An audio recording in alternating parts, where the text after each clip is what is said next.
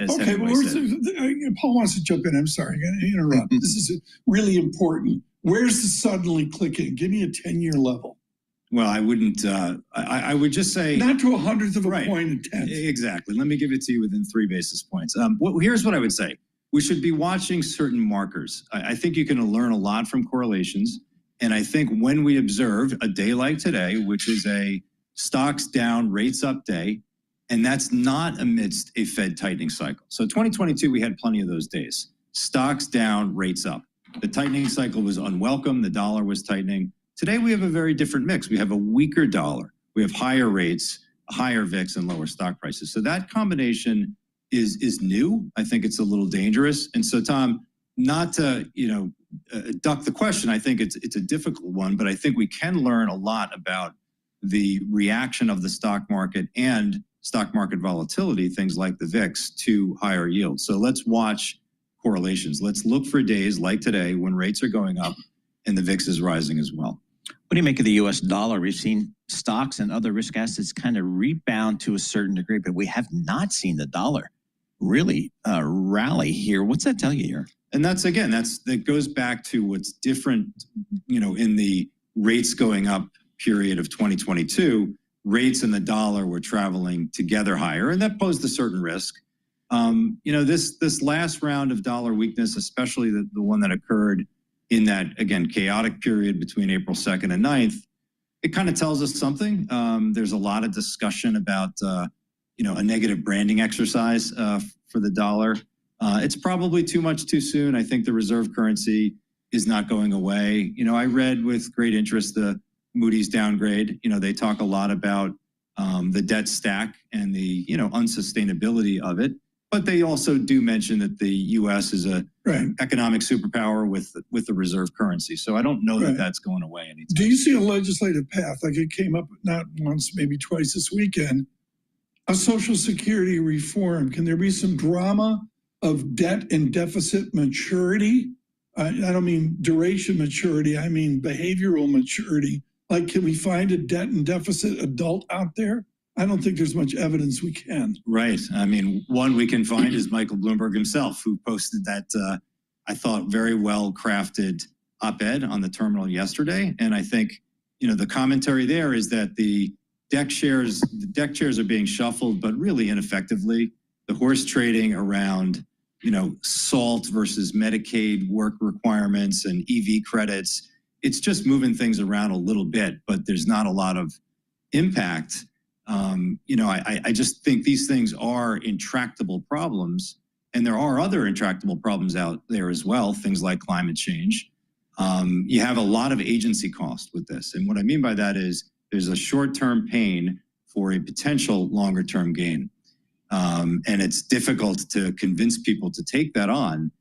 So from a hedging standpoint, from a defensive standpoint, I think you have to keep your eye on assets like gold. Bitcoin is a lot of things. It's obviously very speculative. I think it has to have a little bit of a place in the portfolio to hedge against this.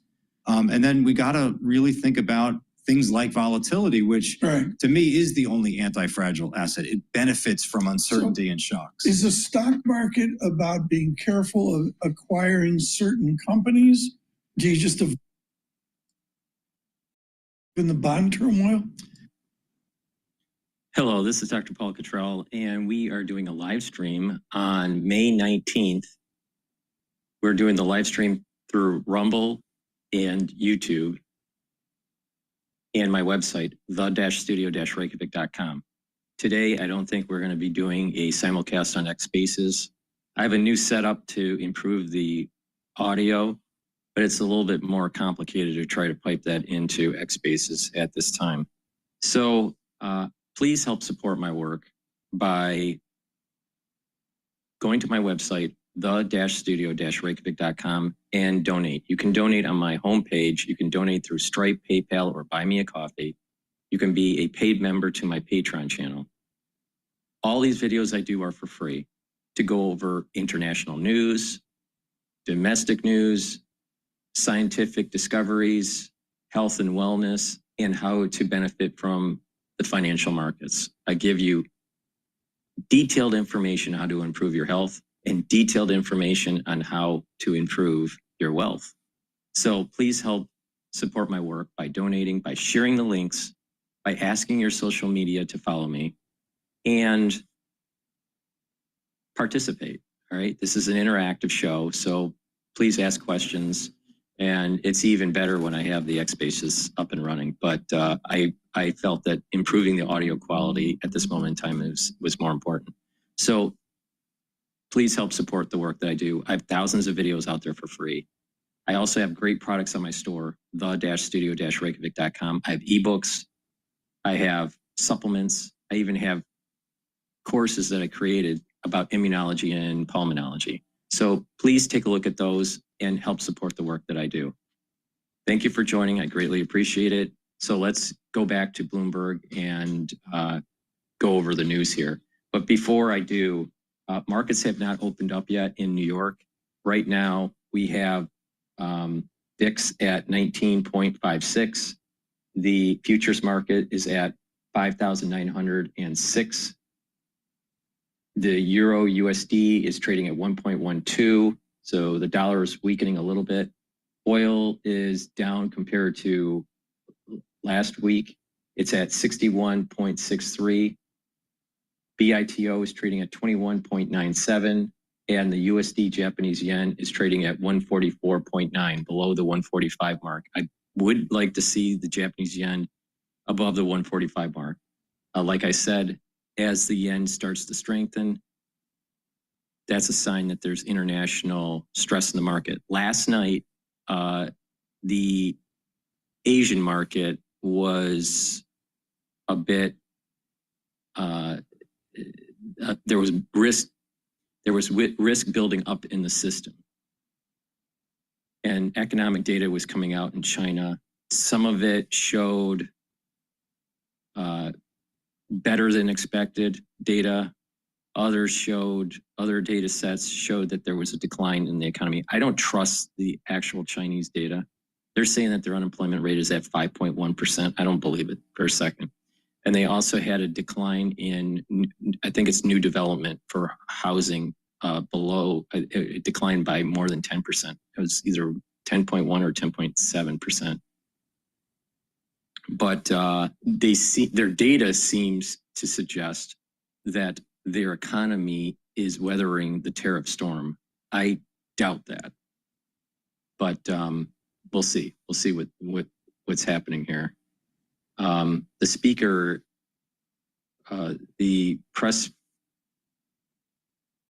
secretary is speaking right now. Let's listen into that. It just popped up.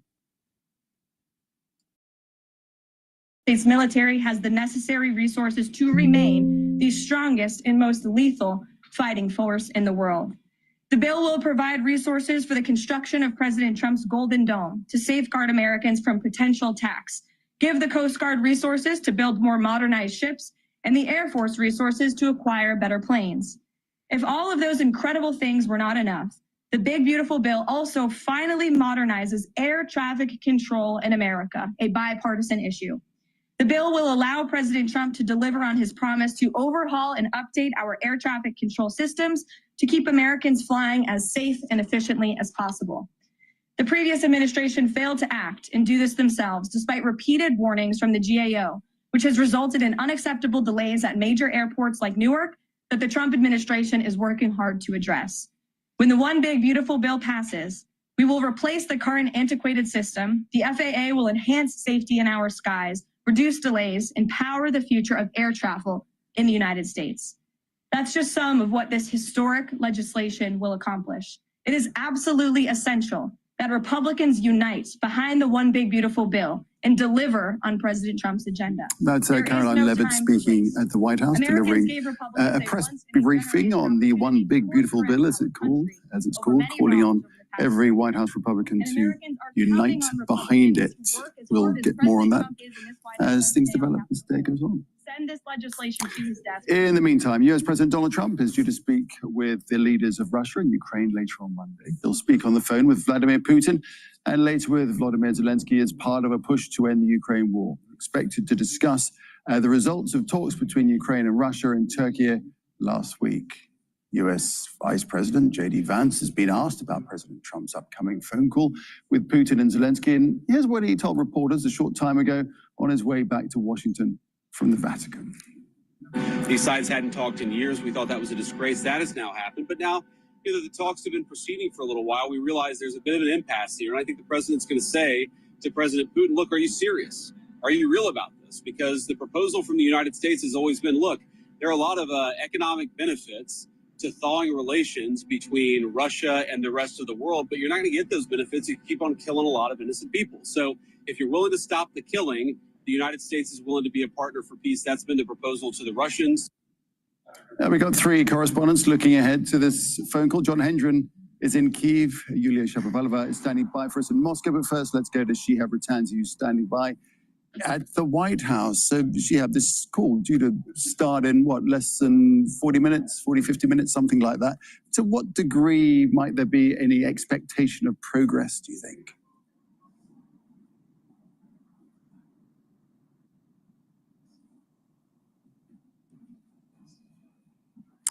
Okay, we don't have Shihab Rattansi right at this moment in time, so we'll try and get him in a moment or two.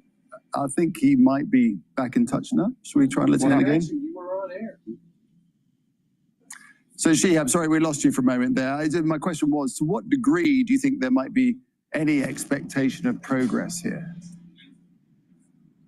So on the one hand, we have Donald Trump's Truth Social post on Saturday, where he said, hopefully it will be a productive day, a ceasefire will take place, and this very violent war, a war that should never have happened, will end.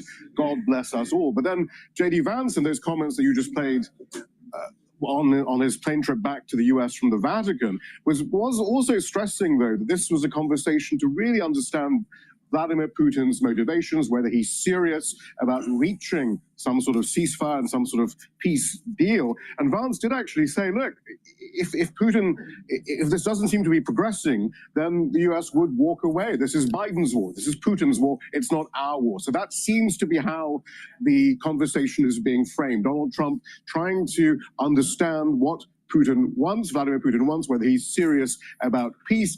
We've seen various Donald Trumps over the last few months, from February in the Oval Office with Volodymyr Zelensky basically saying, look, you don't have any cards to play. You've got to try and reach a deal as soon as possible with Vladimir Putin that would be relatively conciliatory to Russia.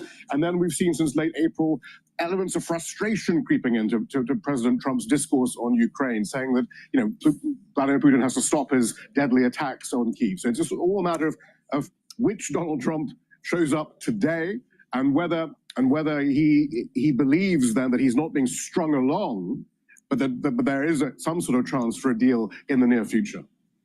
Shihab, thanks for that. Shihab Rattansi there. Let's cross now to Yulia Shapovalova, who's in Moscow. So from President Putin's perspective, what will he be hoping to achieve from this phone call, do you think?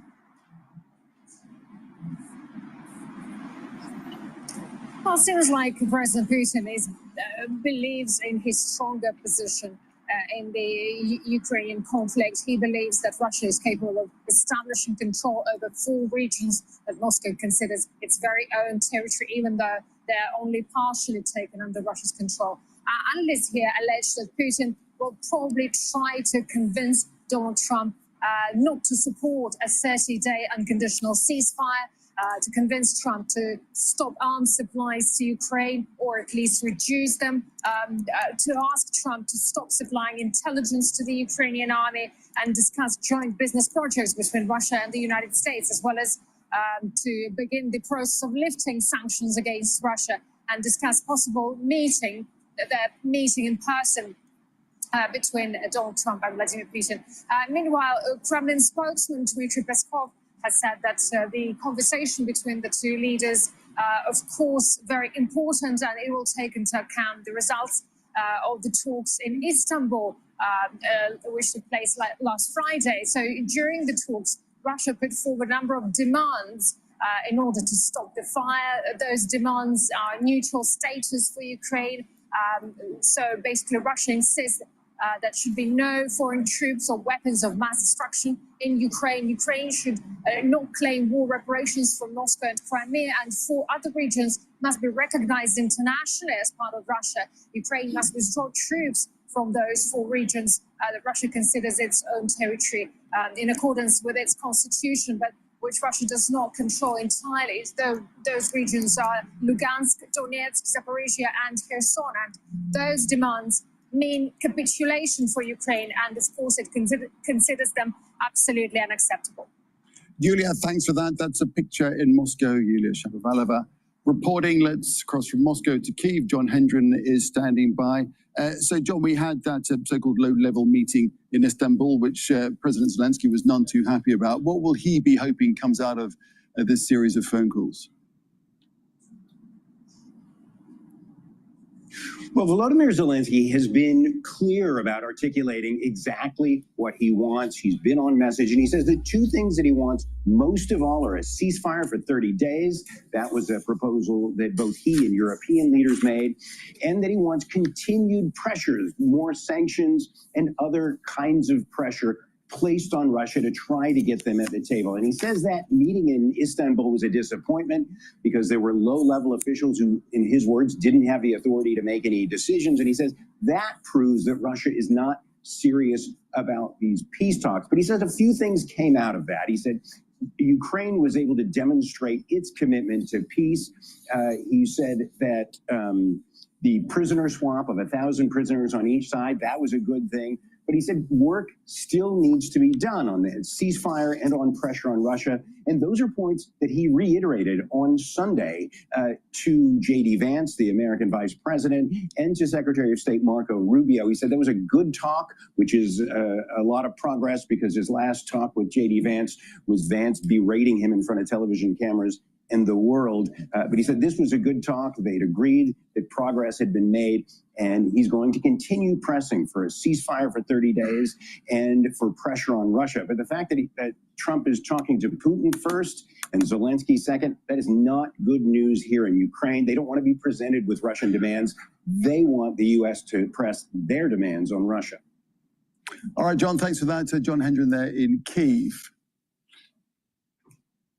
Well, since Russia invaded Ukraine in February 2022, countries around the world have imposed more than 15,000 sanctions on Moscow. That's the most for any country. Major Russian banks have been blocked from the SWIFT international financial system, and around $300 billion in foreign reserves. Okay, so what we're going to do is do a little bit of a market update again. We are 3 minutes before open. Gush is trading at 22.77. That's the long for oil exploration and producers. DRIP is the short for that. That's trading at 10.06. UCO, which is an ETF that trades closely with oil, that closed at 21.30. Natural gas futures is trading at 3.16. We were trading last week at around 3.4, 3.5. Not that long ago, it was at 3.6. So we're at 3.16 right now. So natural gas is selling off. There's actually increases in inventory in natural gas. And BITO is down today. Bitcoin, I think, is trading at around 102. Let's take a look. Yeah, 102.5 right now. So Bitcoin is going up and down. Last night it traded as hot. Intra day trading last night was around 107 and it came back down. So there's definitely stress or resistance points for Bitcoin. So let's talk about some of those resistance points for a second before we open up the markets here. The S&P 500 support levels are at 5,750 and 5,500. Right now, the equity futures is trading at 5,911. Resistance level, 6,000. Oil, major support level based on the Fib sequence of 61% retracement, 54. Resistance level, 65 and 68.5. We're trading right now at 61.80.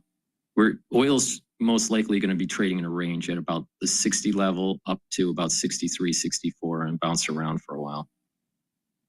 BITO support level is 2148. But right now we're at intraday for after hours. We're at approximately 2163. So we're above this support level. But I think that's going to be tested. It may break the 2148 for BITO. Now for support, we have another support level at 20. That would happen if Bitcoin broke 100,000 and started trading at around 98. Resistance level, we have a major resistance level at 22.5. Okay, with that, that's the markets right now. Markets just opened up. They just opened up. So we are trading for the S&P 500 trading at 5,900. VIX is trading at 1918. As long as we're trading below 20, that's okay. Hopefully it stays below 20. I'd like to see around 18, 17, maybe even 16. Euro USD trading at 112. Oil's trading at 61.79. And BITO is trading at 61.62. USD, Japanese yen, is trading below 145. It's trading at 144.9. I'd like to see it above 145 to get that stress out of the international markets. Natural gas is trading at 3.16 and UCO is trading at 21.20. Gush, 22.02. And DRIP is trading at 1040. There's a jump in DRIP. Again, Gush is the long for the energy companies and explorers, and DRIP is the short. All right, let's go back to Bloomberg for a second here. But before we do that, please help support the work I do. All right, all these videos and this information I'm giving you and how to enter the market and what's going on in the world is all for free. I have thousands of videos out there for free. So please help support the work by getting the great products that I offer. These are products that will actually help to improve your health, improve your immune system, improve your endocrine system, improve different targeted areas of your body so you have longevity and slow down the aging process. These are things that I use, and I'm telling you what the protocol is to actually improve and slow down that aging process and boost up that immune system. So a great product that I have in my store is the structural nano silver soaps. I have 4 different varieties. You can get it in lavender, peppermint, and you can also get it in charcoal, tea tree, and lemongrass. So very high quality structural nano silver soaps. Get a few bars for your household, help support the work that I do, and help support your health and wellness. Use discount 5 and you get $5 off any order. It's all caps, discount, the number 5, you get $5 off any order. I also have great structural nano silver toothpaste. This is a toothpaste that will whiten your teeth, freshen your breath, reduce gum inflammation, help the health of your gum line. And by using this toothpaste, you are improving your oral hygiene. It's a much better toothpaste than what's out there at the store, all right? At the grocery store or at the drugstore, wherever you get your toothpaste. This is the best toothpaste that you can get. I'm not joking. It's a little bit more expensive, but this is the best toothpaste. You can't find anything better than this. So please go to my store, the-studio-reykjavik.com. It has structural nano silver in it. So it's going to neutralize the bacteria that creates the plaque. And not only that, with good oral hygiene, you are reducing the chances of valvular disease and cardiovascular disease. So it's really important to have good oral hygiene. So please go to my store, get the best toothpaste that you can buy, get a few tubes for your household, help support your health and help support the work that I do. Use discount 5 and you get $5 off any order. Back to Bloomberg. Speed brakes are on, yet they think they're in a holding pattern. Jamie, So that's where right, potential right. for a policy misuse. Got her on Jamie Patton. Thank you so much for TCW this morning. Paul, I haven't heard more gracious criticism of the Fed like this morning. Yeah, exactly. People are killing themselves trying not to be mean-spirited about it, but they're taking them to task. Yeah, I mean, I don't know. See what they do the remainder of the year. We're trading down negative 208, SPX negative 53, NASDAQ down 1.2%. On YouTube, subscribe to Bloomberg Podcasts. All right. So what I want to do is take a look at some of the news. Let's talk about the issue with Biden. Biden has prostate cancer. Now, this is my take on it. Okay. You have there are several ways to determine if someone may be developing prostate cancer. One is the rectal exam to determine if there's growths that are taking place in the prostate. Now, men have two problems with the prostate, typically when they get older. And that is a growing prostate that's benign, or the potential where it can be cancerous. All right. So you can have benign prostatic hyperplasia. So you can have a growing prostate that is inhibiting the flow of the urine. And that can be treated, and many males get this, especially when they get older. But then there is the more problematic one, and that is actually prostate cancer. Now, there's a test there's the PSA test that you measure concentrations and over time if it's elevating, not just absolute concentration, but what's more important is it elevating? And if it is elevating over a certain time series, then you automatically start doing radiological scans of the pelvic area to determine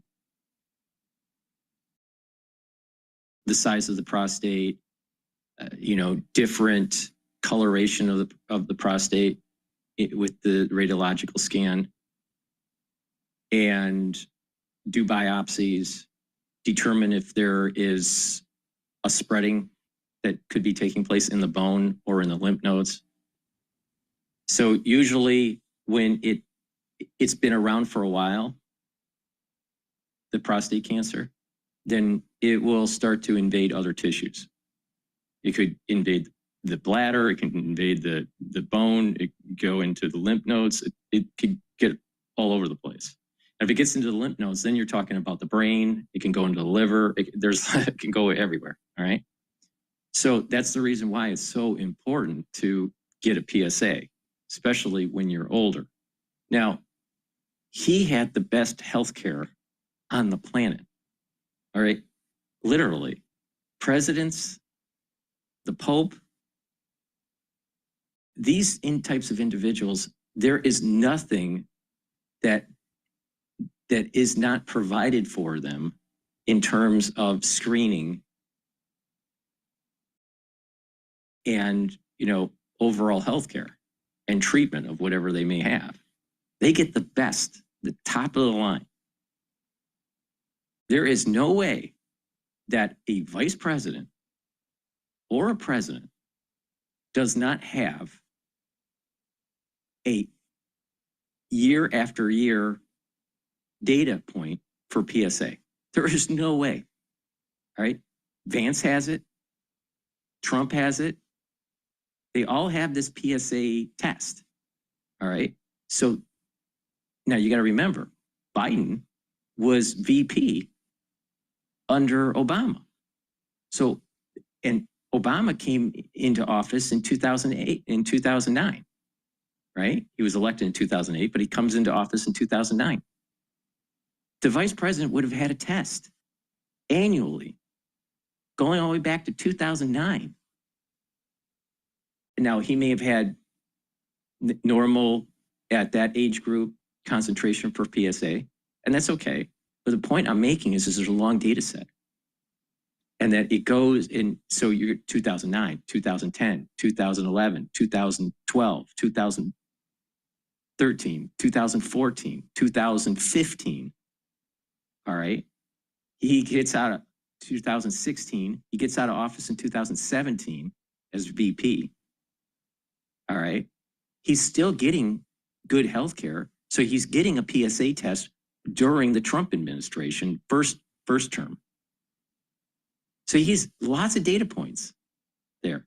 There is, and then as president, there is zero probability that they missed this. They were hiding. Biden had cancer when he was in office. I am dead positive about that.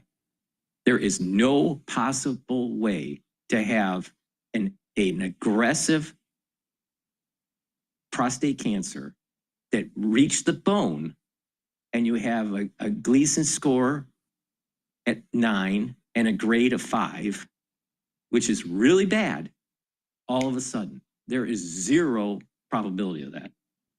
They were hiding.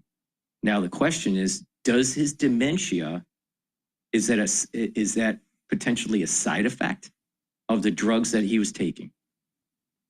It's very possible that he felt fatigued and that his memory and clarity faltered because of the medication he was on. It could very well be. And that may explain why he had these moments in time where he was lucid. So the White House was hiding. Now, it could be that he has dementia on top of the prostate cancer. That's possible.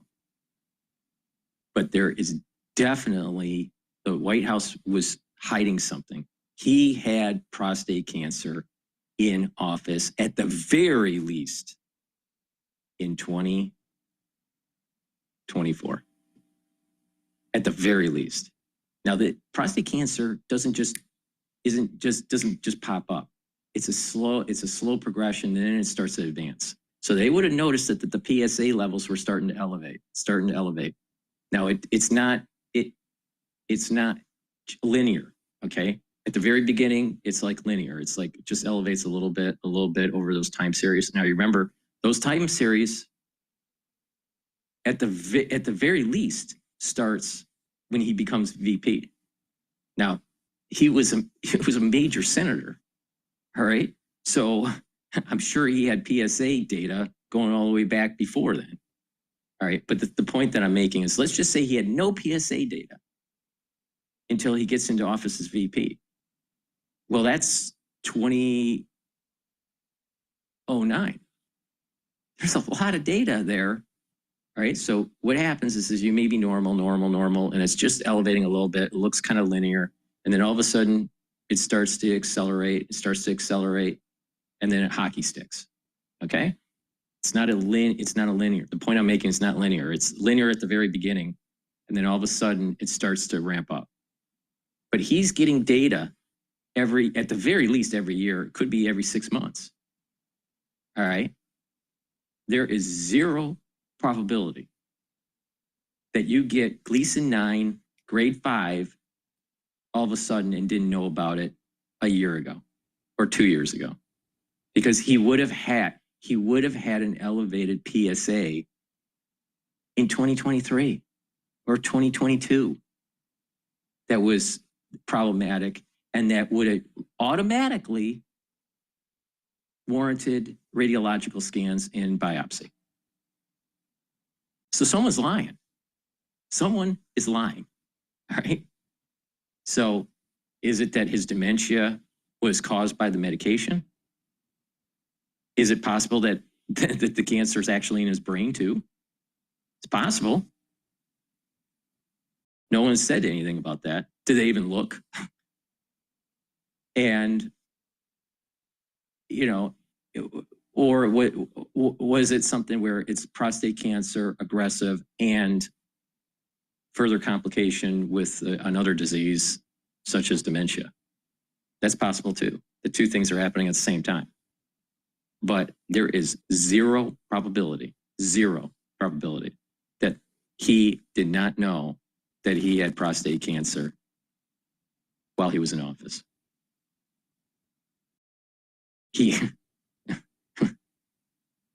This guy, there's a major cover-up in terms of his health in the White House. I'm willing to bet that Trump has elevated PSA, but just because you have an elevated PSA doesn't mean that, you know, you know, have to, you know, jump off a cliff or anything. It just means that you have to be vigilant. Do the radiological scans, do the biopsy, pay attention to what's going on, just watch it, all right? And if it starts to accelerate, then you start to make your move. But you don't go from where he's at without having other data points, the type of person being the president of the United States and having data points in prior years. Those data points would have shown that he had an elevated PSA that was accelerating. It's either the White House is lying or his physician is totally incompetent. I don't think his physician is totally incompetent. All right. So the White House lied. There's no doubt about it. There's no doubt about it. They didn't want to tell because that would force him out. And maybe he also had the cognitive problem too. But I wouldn't be surprised if it comes out some years later that he was on medication during the election that actually made him tired and caused cognitive dysfunction. All right. With that said, let's go to Peter Doocy. News alert. Messages of support are rolling in from around the country after former President Biden announced he's been diagnosed with prostate cancer. Our senior White House correspondent, Peter Doocy, is here with. He announced that he was diagnosed with. From a newly formed. Okay. He announced that he had aggressive prostate cancer. I'm sure that he was diagnosed a long time ago. I'm willing to bet he was diagnosed in 2024, maybe even 2023. Correspondent Peter Doocy is here with the latest. Peter? Good morning. And the first ever email we received from a newly formed Biden personal office was about this cancer diagnosis. Part of their note said he was diagnosed with prostate cancer characterized by a Gleason score of 9 with metastasis to the bone. While this represents. That is impossible for that to automatically happen and not have some data showing that that was the direction that he was going years ago. It doesn't pop up like that. There would have been data in 2024, 2023, 2022 showing this elevation in PSA. It's impossible. They're lying. A more aggressive form of the disease. The cancer appears to be hormone sensitive, which allows for effective. Most of these cancers are hormone sensitive. So you have something called metastatic hormone sensitive prostate cancer. Okay. And so what happens is that there are different drugs that you can take that actually try to shut down the attachment of testosterone or reduce testosterone. So there's these different drugs, and there's even a second generation of drugs out there that will help to inhibit the binding of the testosterone on the receptors. Another is to play around with LH. And LH, you can have an antagonist or an agonist. And what happens is that if you produce more LH, you will be able to produce more testosterone, but there's a feedback loop that will eventually lead to lower testosterone. So there's something called a testosterone flare. And then there's other drugs that you can use an agonist where it's shutting down the LH, and that will reduce the testosterone level. But he most likely were on these drugs in 2024. There is zero. Normally how it works is you have your PSA starts to go up and then you do radiological scans. You do radiological scans and biopsy and it'll come up positive. There is zero chance that this just happened. They're leaking this out to hide something. Management. President Trump's reaction to that. Melania and I are saddened to hear about Joe Biden's recent medical diagnosis. We extend our warmest and best wishes to Jill and the family, and we wish Joe a fast and successful recovery. The Secretary of State, Marco Rubio, says Jeanette and I are united in prayer for the Biden family during this difficult time. You know, what's more important, yes, having statements, wishing well the former vice president, that's all fine and dandy. But people need to put on the common sense hat. When did they know? Who knew and when did they know it? When did the doctor know that his PSA levels were rising? What's the multiple year data set? And if he wasn't radiologically scanned and biopsied when those PSA numbers were elevating at an accelerated rate as president, that's almost like a major failure of his medical care team. So someone's lying here. Someone's lying. There's no way that a president would not have had a PSA, especially when you're 80 years old. No way. There's no way that they weren't watching this. He had it for a while. So why isn't Marco Rubio saying, I wish you well, but why did you lie to the American public during the election? Why did your healthcare team lie? And no one really knows what cancer the king has, to my knowledge. I haven't been following up on it, but to my knowledge, no one knows what kind of cancer he has. And because of the turbo cancers, as an aftershock from the 2020 crisis, either through the pathogen or through the inoculation, we don't know if this has been exacerbated because of the crisis, which I highly suspect it is.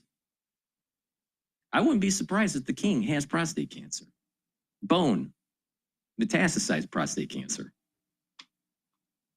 Kamala Harris says Joe is a fighter, and I know he will face this challenge with the same strength, resilience, and optimism that have always defined his life and leadership. We are hopeful for a fast and speedy recovery. There is a major cover-up here. Major cover-up. Major cover-up. And, the thing is that they're going to get away with it. You know why they're going to get away with it? Because the majority of the public in the United States are a bunch of fucking fools. And then Barack Obama says nobody's done more to find breakthrough treatments for cancer in all its forms than Joe. I'm certain he will fight this challenge.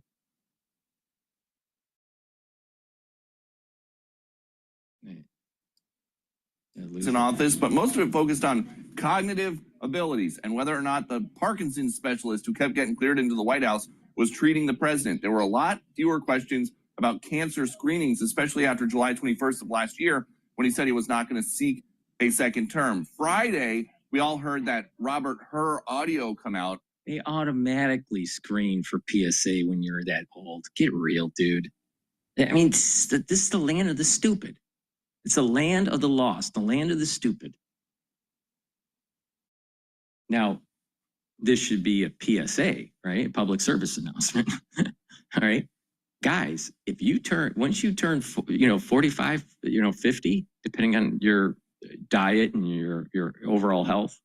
But once you turn 50, you need to start paying attention to prostate health.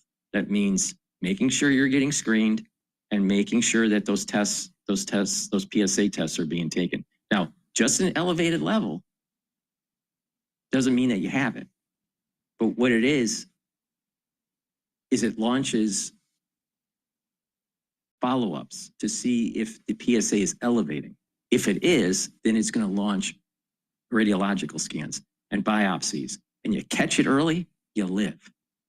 If you don't catch it early, you get metastasized cancer. So guys, listen, pay attention. Cancer screening catching it early is the best, has the highest efficacy in terms of curability than any drug out there. Catching it early, screening, and those are radiological screens, those are blood tests, those are biopsies.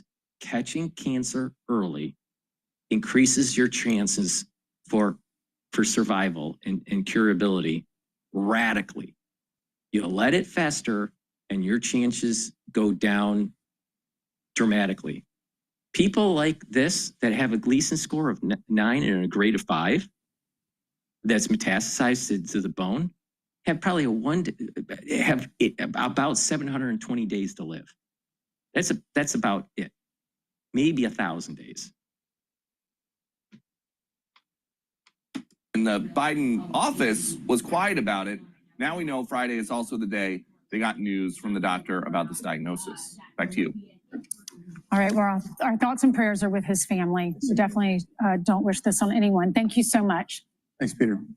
All right, let's bring in Fox News senior medical analyst, Dr. Mark Siegel, to respond to this. Dr. Siegel, we got word about this yesterday. Your reaction to how advanced it seems. So he's going to talk about the ADT, the antigen, reduction therapy.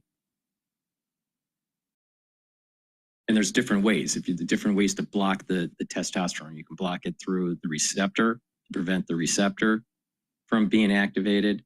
You can block it from, producing testosterone. So, but it looks like he's going to, most likely he's going to have is radiation therapy and ADT. Really, really surprising that it's this advanced at the time of diagnosis. Now, you can miss prostate cancer, but most of the time regular screening picks it up. A sitting president, I would expect to have advanced screening. And not only that, he has a long data set. It's not the sitting president. He was a sitting VP. All right, back during Obama's administration, there's a long data set here. And I'm sure he was getting screened for PSA even during the Trump administration. The first term, all right? The point that I'm making here is there is lots of data here going all the way back to at the very minimum, going back to 2009. Would not be subject to debate what kind of screening. You do a PSA for sure. Yep. Every year on a Would a PSA test have picked that up? Not all the time, but there's other tests that we do that are several different kinds of tests you can do in addition to the PSA. But the PSA would pick it up the majority of the time. Right. If he's diagnosed by somebody feeling a nod, it's not just taking the PSA and measuring the concentrations. It's also looking at the rate of movement, just like in a stock chart. It's about the rate of movement. It's the velocity of it, all right? What's the velocity? Is it increasing? Is it decreasing? When you're taking these tests? Because when it's starting to spread, that PSA number is going to start to go up. But as it's spreading, it's also the PSA number is accelerating its concentrations relative to the prior the previous time point. So it's acceleration. It's how fast is this increasing, and what are the concentration levels? If you just look at the concentration level, you don't know. That may be within a normal range for that person if you only have one data point. You need a couple data points. But the point I'm making here is that because he was a VP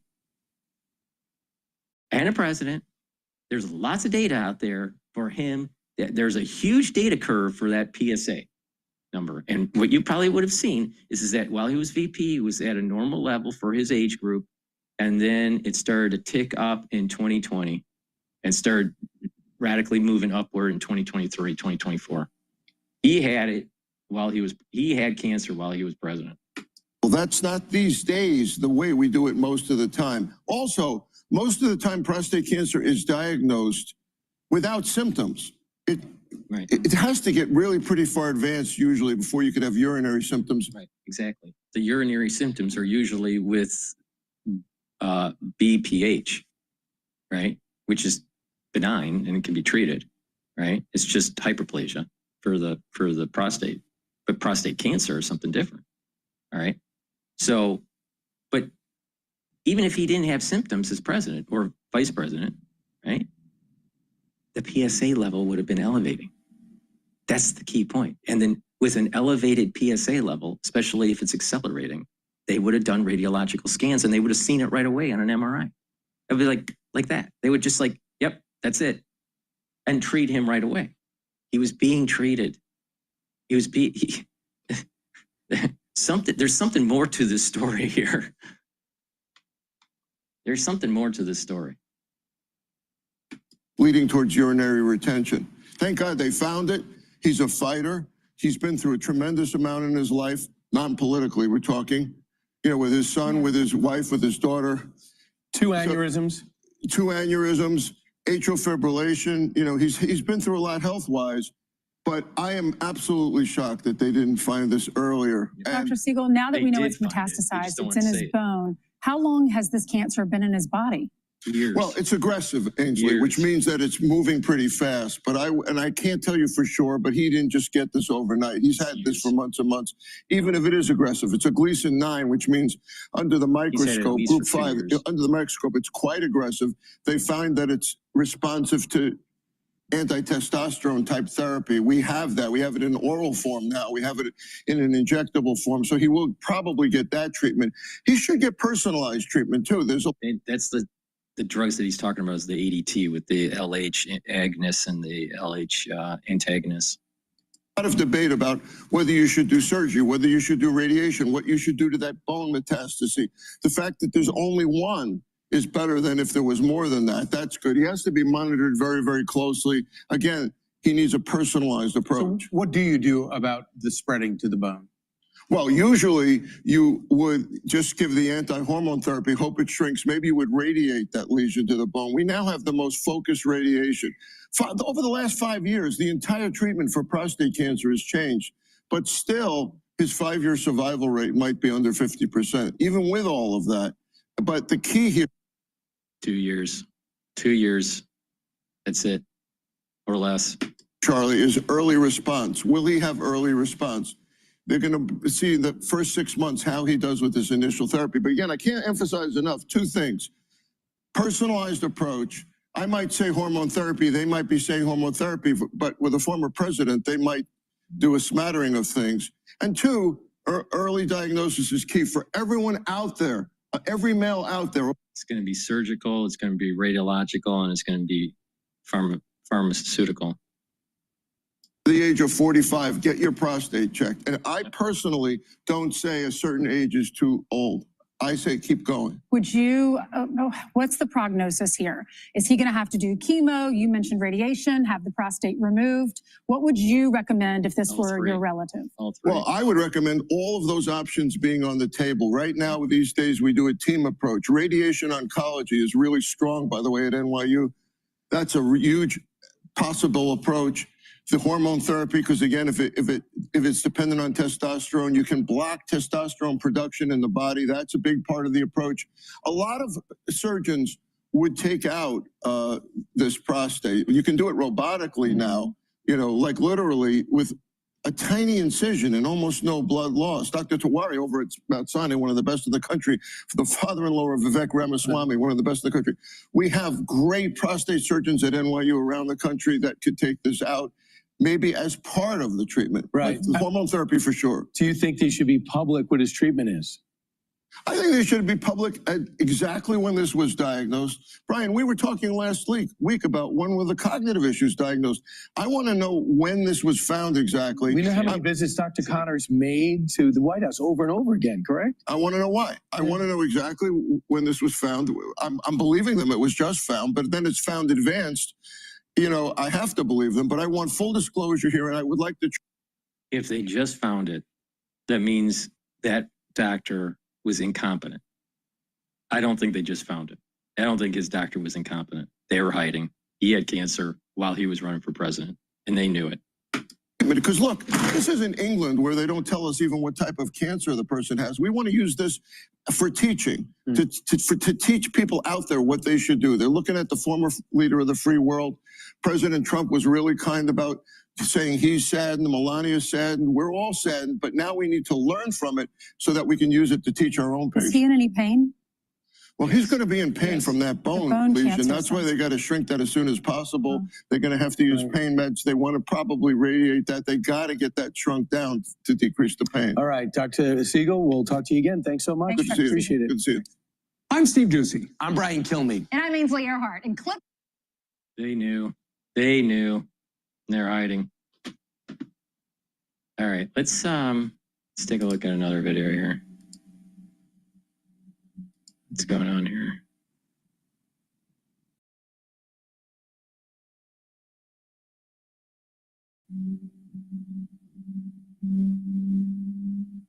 Let's go to Fox Business. They're talking about Trump stated this will end one of two ways. Former NSC senior director warns. Need it quick? Get it now. Shop thousands of items in stock and ready for delivery in 3 days or less at Raymore and Flanagan. With white.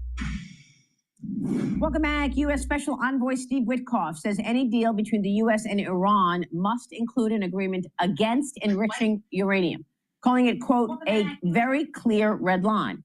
Now, Iran's supreme leader launched a tirade against President Trump on Saturday over the weekend, saying this: Trump said he wants to use power for peace. He's lying. Iran's foreign minister dismissed the threats from the Trump administration against nuclear enrichment, writing this on X. If the U.S. is interested in ensuring that Iran will not have nuclear weapons, a deal is within reach, and we are ready for a serious conversation. Enrichment in Iran, however, will continue with or without a deal. Joining me now is former Senior Director for National Security Council and Principal Architect of the Abraham Accords, Robert Greenway. Robert, thanks very much for joining us this morning. What is your reaction to this hostility from Iran? Well, it's great to be with you. Thanks for having me on, Maria. I think the president has again concluded that enrichment equals weaponization. And so that appears to be where the current talks are headed, at an impasse between Iran's insistence and belligerence and insisting that it must maintain the right to enrich, which isn't required for any peaceful nuclear program. But that, of course, is not what Iran has. Iran's ambitions are clear. They resurrected their nuclear program, and they're in a race to do it, closer now than they've ever been. And President Trump resurrecting his calls for the end of the JCPOA in 2016, and his first administration recognizing that as long as Iran maintains the capacity to enrich uranium, they'll have a pathway to a nuclear weapon. That's on full display now that 14,000 centrifuges allowed to be retained during the JCPOA are back in operation, and it brought Iran to the threshold. Yeah, it sure did. And you know, for a minute there, we thought that we were actually seeing, you know, some direct talks and an opportunity for the United States to quiet down Iran. And yet now with this belligerent conversation that they're going to continue enriching uranium with or without, the U.S. is okay on this. Yeah, as the president stated, this is going to end one of two ways, either with cooperation or coercion. And in the end, the United States has demonstrated a capacity to do it. And this president means it, unlike the previous administration that appeased them with unlimited access to resources. And look, they're enriching now to 60%, not required by a civil nuclear program. Important to remember, it's not a 90% threshold that we're worried about.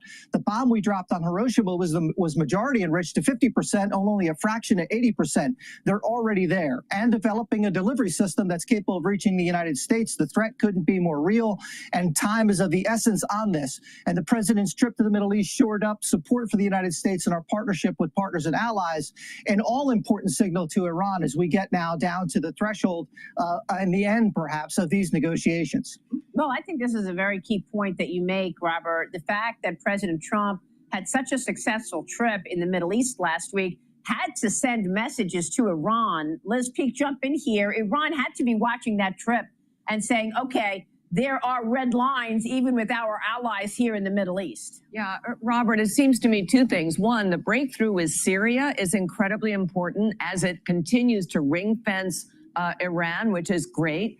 But secondly, why would we go back to a situation where Iran is going to have to comply with strictures on what they're doing in terms of nuclear enrichment, what they're using it for? We know even the Europeans now have admitted that they cheated throughout the entire JCPOA. They pretended they weren't enriching uranium for military purposes. We now know that they were doing that. What's changed? Why could we believe them now? Robert? Yeah, that's exactly right. Yeah, and look, not only are they enriching at unprecedented levels and developing a delivery system and a nascent ICBM, they're also engaged in regional terrorism and bear culpability for the attacks of October the 7th. And so the Houthis' attacks on Israel that sustained, the attacks against commercial shipping are all bearing the hallmarks of Iranian sponsorship of regional terrorism. And so that is, I think, more than sufficient evidence to conclude that if they were in possession of a nuclear weapon, they might well use it. As recently as November of 2023, Khamenei, the supreme leader in Iran, stated that death to America is not a slogan. It is their stated policy. And it's not the first time he said it. And it's certainly genuine. And again, the president's Mideast trip accomplished a number of objectives, not least of which is restoring American control over global energy markets, which is critical message to Iran that they no longer will benefit by management and also by unprecedented prices for oil. But it also sends a signal to Moscow that they're no longer going to enjoy the same benefits as an oil exporter, and a message to Beijing that they're no longer going to be unrestricted access to Middle Eastern resources. All of that was on display for the president's trip. No, that is such a great point. That is just genius. You're right. Meanwhile, the peace talks between Israel and Hamas apparently resuming on Saturday in Qatar. The release of 10 living hostages and a temporary 2-month halt in the fighting now on the negotiating table. Israeli Prime Minister Benjamin Netanyahu confirmed that 20 hostages are currently alive in Gaza. And the Wall Street Journal reported that before Hamas's October 7th attack on Israel, the terrorist group head, the Gaza chief, told associates, quote, an extraordinary act would be required to derail talks between Israel and Saudi Arabia, which is incredible. Right before the October 7th attacks, this, as new reports show, Israeli and Syrian officials have been holding secret talks on the possibility of Syria joining the Abraham Accords, Robert. What can you tell us about that? Yeah, I think the comments made in response to the president's decision are right in recognizing, one, that the United States insisted that Russia not be allowed a foothold back into Syria, Iran not be restored, and that they don't engage in terrorist acts. And then if that were to happen, then we would withhold enforcement of sanctions applied against Syria. I think it's a message to our partners and allies in the regions that the United States will listen and work with them, and that there's hope. But I think, again, trust has not been earned, nor is it warranted under the circumstances. And I don't suspect necessarily he'll be able to deliver on it, but I think it's worth a shot. And the president has always been inclined to prefer diplomacy instead of the use of force. President Trump spoke about the Abraham Accords while he was on the ground in the Middle East this week. Here's the president on that. Watch. I especially want to thank and congratulate the United Arab Emirates and Bahrain for their vision and courage in signing the historic Abraham Accords. But in the future, we'll continue that progress by adding more countries to the Abraham Accords. We have 4, and I think they're going to be filling up very rapidly. Robert, what is most hopeful here? When might we see another country join the Abraham Accords, and would the Saudis do it? I think there's no question that it's going to happen. My bet is it's going to happen earlier rather than later in this second Trump administration. It's great to see him pick up exactly where he left off and build on the foundations of his legacy foreign policy achievement. There's no question it's going to happen. And I think Iran, of course, has to be probably resolved before expansion can occur, but it's going to happen soon. Meanwhile, President Trump I mean, he's doing so much at once. He's got a phone call scheduled today with Vladimir Putin at 10 a.m. He will also then separately speak with Ukrainian President Zelensky.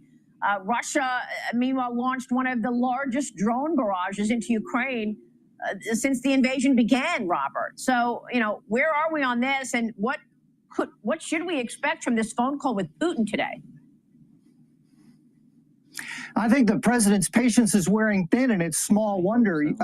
Putin has demonstrated that he has very little interest in allowing this conflict to end anytime soon, which means I think that the president may issue a final warning before really turning the economic screws to Putin. He posted economic growth, the GDP growth of 4.1% last year, a point better thanks to Biden appeasement and slack enforcement of sanctions. So I think that could come to an end if the president decides that Putin is no longer interested in achieving a ceasefire under the current conditions, and I think that's very likely to occur. Well, is there anything you want to say about China here? Because it seems like China, on the one hand claims that, okay, we're taking the tariffs down for this 90-day pause. And on the other hand, it's complicit supporting all of the U.S.'s adversaries, whether it be Russia, Iran, North Korea.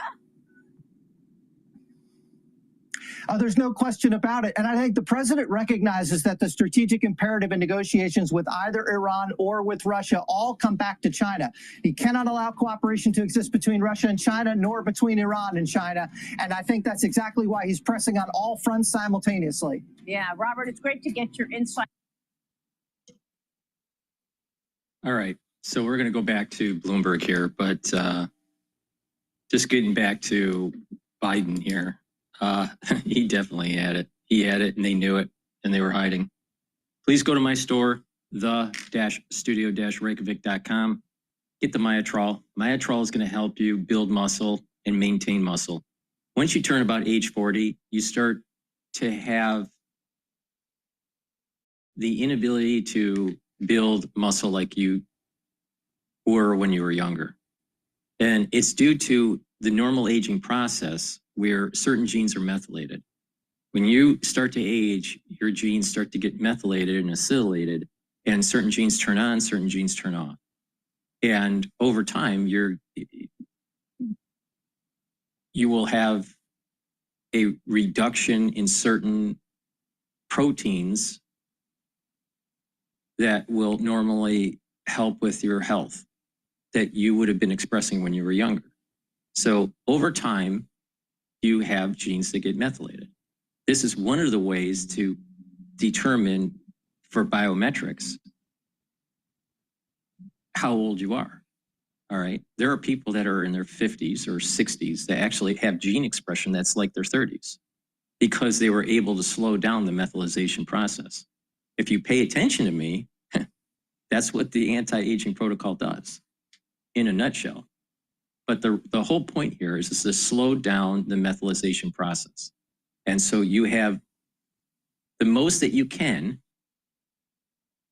for youthful gene expression, okay?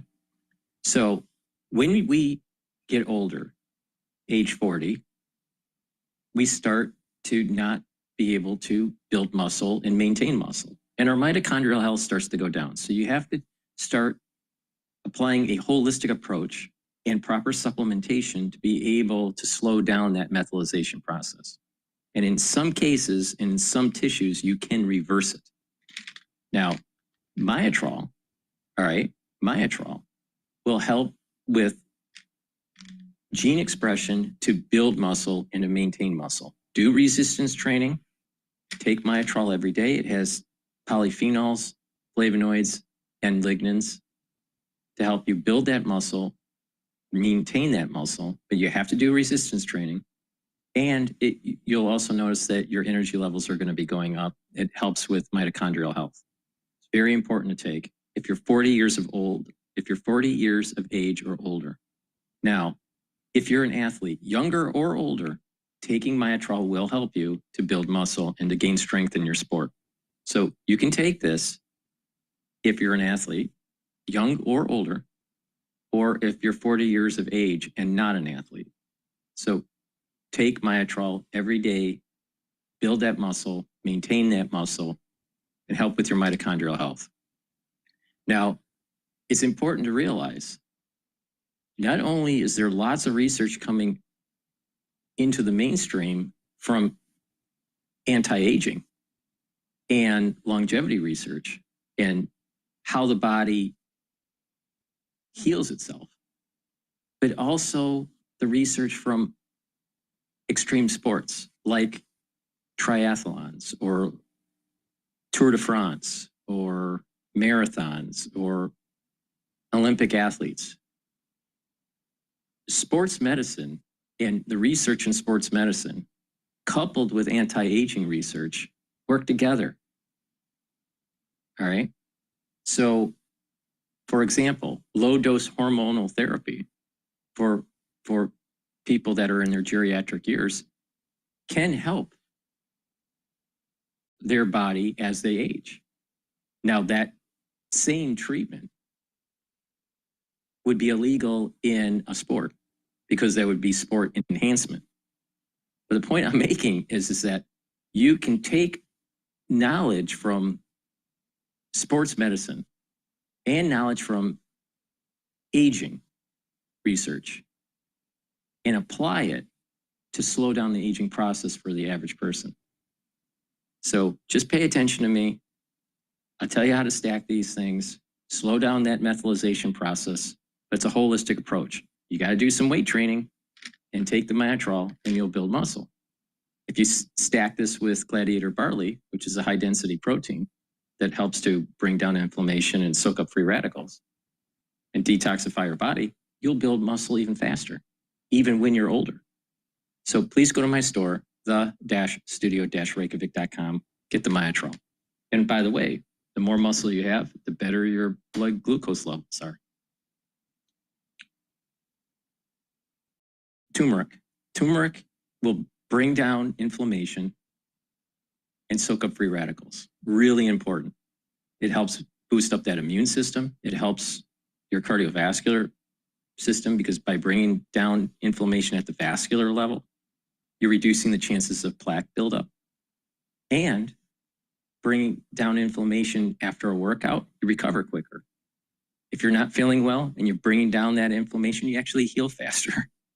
All right. And turmeric will, at higher doses, can alleviate some of the issues with arthritis. So please go to my store, the-studio-reykjavik.com, take the turmeric, bring down inflammation. If you are chronically inflamed, there's a chronic inflammation that's taking place systemically in your body. Your immune system is down and your body will age faster. By bringing down the inflammation, you're actually slowing down the aging process, boosting up your immune system and improving your cardiovascular health.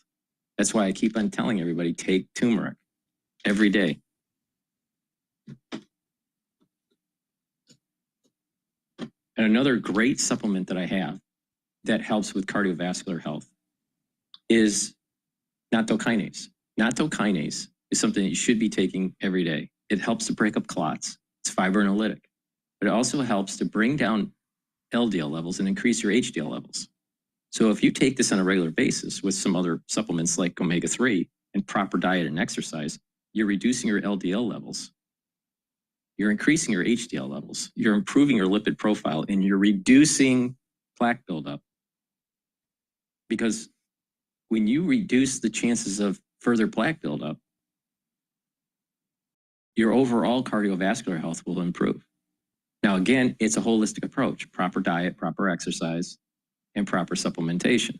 So please go to my store, the-studio-reykjavik.com, and get the nattokinase. And like I said, in terms of cardiovascular health, stacking turmeric that brings down the inflammation and taking the nattokinase, which helps break up clots and improve your lipid profile, this is a cardiovascular stack. So please go to my, and it helps to improve your immune system too. Please go to my store, the-studio-reykjavik.com. Get this stack on my store. Use discount 5, you get $5 off any order.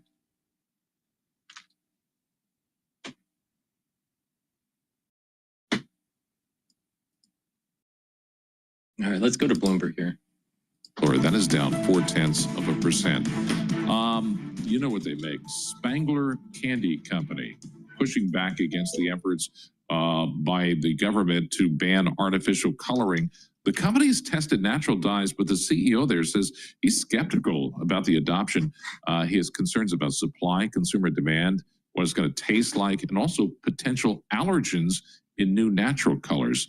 Spangler, by the way, is the company behind dum-dums, and sweethearts. And candy Love canes. those. And candy canes and Love Neckos. it. Oh, My Necco. husband Neckos. loves Neckos. Oh, And yes. most importantly, Starbucks. I mean, Starburst. Starburst. Starburst. We love the Starburst. No natural color Necco in wafers that. is an acquired taste. You either It have is. it, and I do. I'm all in. So Yeah, there you go. Anyway, we check the markets for you all day long right here on Bloomberg.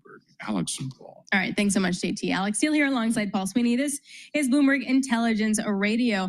We are broadcasting to you live from our interactive broker studio right here in Midtown Manhattan. Also check us out on YouTube as well. And we're also running live on Bloomberg Originals. So check us out there. Very exciting. Okay, markets. The equity market not doing much, but it's the long end of the bond market that's getting hit pretty hard with yields moving higher. Carol Pepper, founder and CEO at Pepper International, joins us now. Carol, if we take a look at what's happening in the long end of the bond market, at what point do yields start to impact the equity market? Well, I think we're not too far from it, but I think, again, people are sort of hoping that this will be a temporary spike. Everyone's talking about in 2011, the spike didn't last. So I think there's similarly people not wanting to be head faked, not wanting to think that it's going to get a lot worse than it is. The news has been known for a long time. It's not a huge surprise. It's disappointing, of course, and signals that at some point the U.S. has to get this deficit under control. But I think people are just kind of going to take it in stride. That's why you don't see the markets moving much today. There are other potential moves afoot. What's going to happen with the tariffs? What's going to happen with the tax bill? Is it actually going to get passed, and in what form? There are other more driving factors, I think, for the markets right now. This is just sort of a disappointing acknowledgement of reality.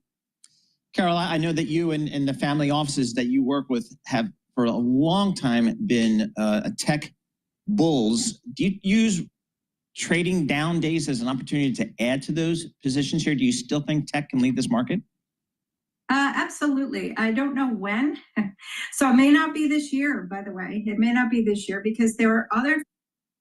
In terms of the 10-year treasury, the yield is trading at 4.521.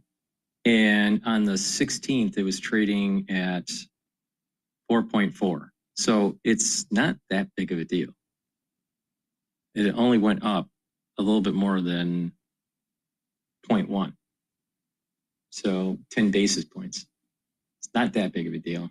Factors out of the hands of the market that are driving things, namely policies out of Washington. So as long as Washington's driving the bus right now, it's very hard for the markets to do anything other than react. As we, have seen, the Fed can only react. Everybody can only react at this point. However, that doesn't mean that Amazon isn't holding its value, that Nvidia isn't holding its value, that Microsoft isn't holding its value. So if you're underweight in your tech positions because you felt it was too expensive before, this period might be a good time to get in on a fair day and up your positions a bit, because those are leaders and they will continue to lead. We have a breaking headline here from Reuters saying that Nippon Steel is going to invest $14 billion in U.S. steel if Trump okays that takeover deal. According to reports, it will be about $4 billion for a new mill, a new steel mill. Let's take that in for a second. Nice. That'd be huge. Yeah. Carol, you mentioned tech, like buy on the dip, right? The valuations make sense. Do you feel like there is FOMO right now on tech? Not yet, but I do think that there are people that missed it completely before, people that were extremely skeptical and are very underweight tech. So I don't know if it's FOMO, but I do think it's not a bad time to get in. And remember, things like AI and the IoT technology that is going to allow you to have data on every type of manufacturing that we do in the United States, thanks to these new manufacturing policies, will need AI, will need IoT sensors, will need all of the things that tech is building for us. And I can tell you that many family offices right now are actively investing in data centers. Data centers are being built all over the country. The municipal governments, for example, in the state of Oklahoma, the state governments are actively partnering with private sector to build more capacity for AI and technology in this country over the next 10, 24 months. So don't count tech out. It's not out at all. It's just a question of when the market starts driving rather than the policy. Hey, Carol, there was a time earlier this year when the markets were really trying to digest all these new tariffs. People said, hey, how about the rest of the world? We saw a lot of capital flow from U.S. equity markets, bond markets overseas, particularly to Europe. Is that something you think is still viable? Yes, I do think that finally we'll see some movement in Europe. We've had, 10, 15, 20 years of U.S. exceptionalism when it to diversify that much outside of the U.S. But now Europe is looking more interesting again. They're uniting, they're actively rebuilding defense stocks, and they're trying to kind of take a bigger own. And I think that's an area where we can really potentially make some money this year. I don't think it's a bad thing that Europe is going to step up to the plate. United States for other reasons, and the first place they're going to go is Europe. It's perceived as less risky than, let's say, emerging markets or Asia. So yes, Europe is a good place if you're thinking of sticking your toe in the water of going outside the U.S. right now. Very good. Carol, thank you so much. We really appreciate it. Carol Pepper, founder and CEO of Pepper International. Right now we want to go down to Washington, D.C., geopolitics.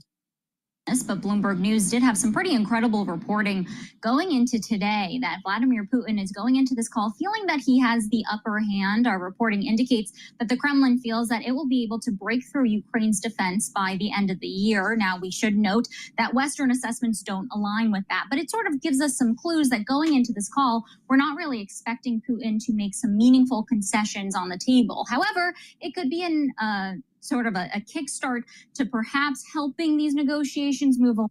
I'm telling you, the off-ramp that Putin's not taking is very perplexing here. Trump has reached out to Putin saying, hey, you can de-escalate this. You can, consolidate some of the land that you took over during the war, and, hopefully there'll be lasting peace. Putin, I think he's making a strategic error here. But the thing is that it'll put Trump in a position and NATO into a position to harden their forces in NATO and further escalate the war with Russia. Putin should have taken the off ramp. This is it's a strategic error. He's betting. Now the question is why? Maybe. And it's plausible that if the war ends and all the soldiers come back, and there's so many that don't come back home, that the real death toll will be realized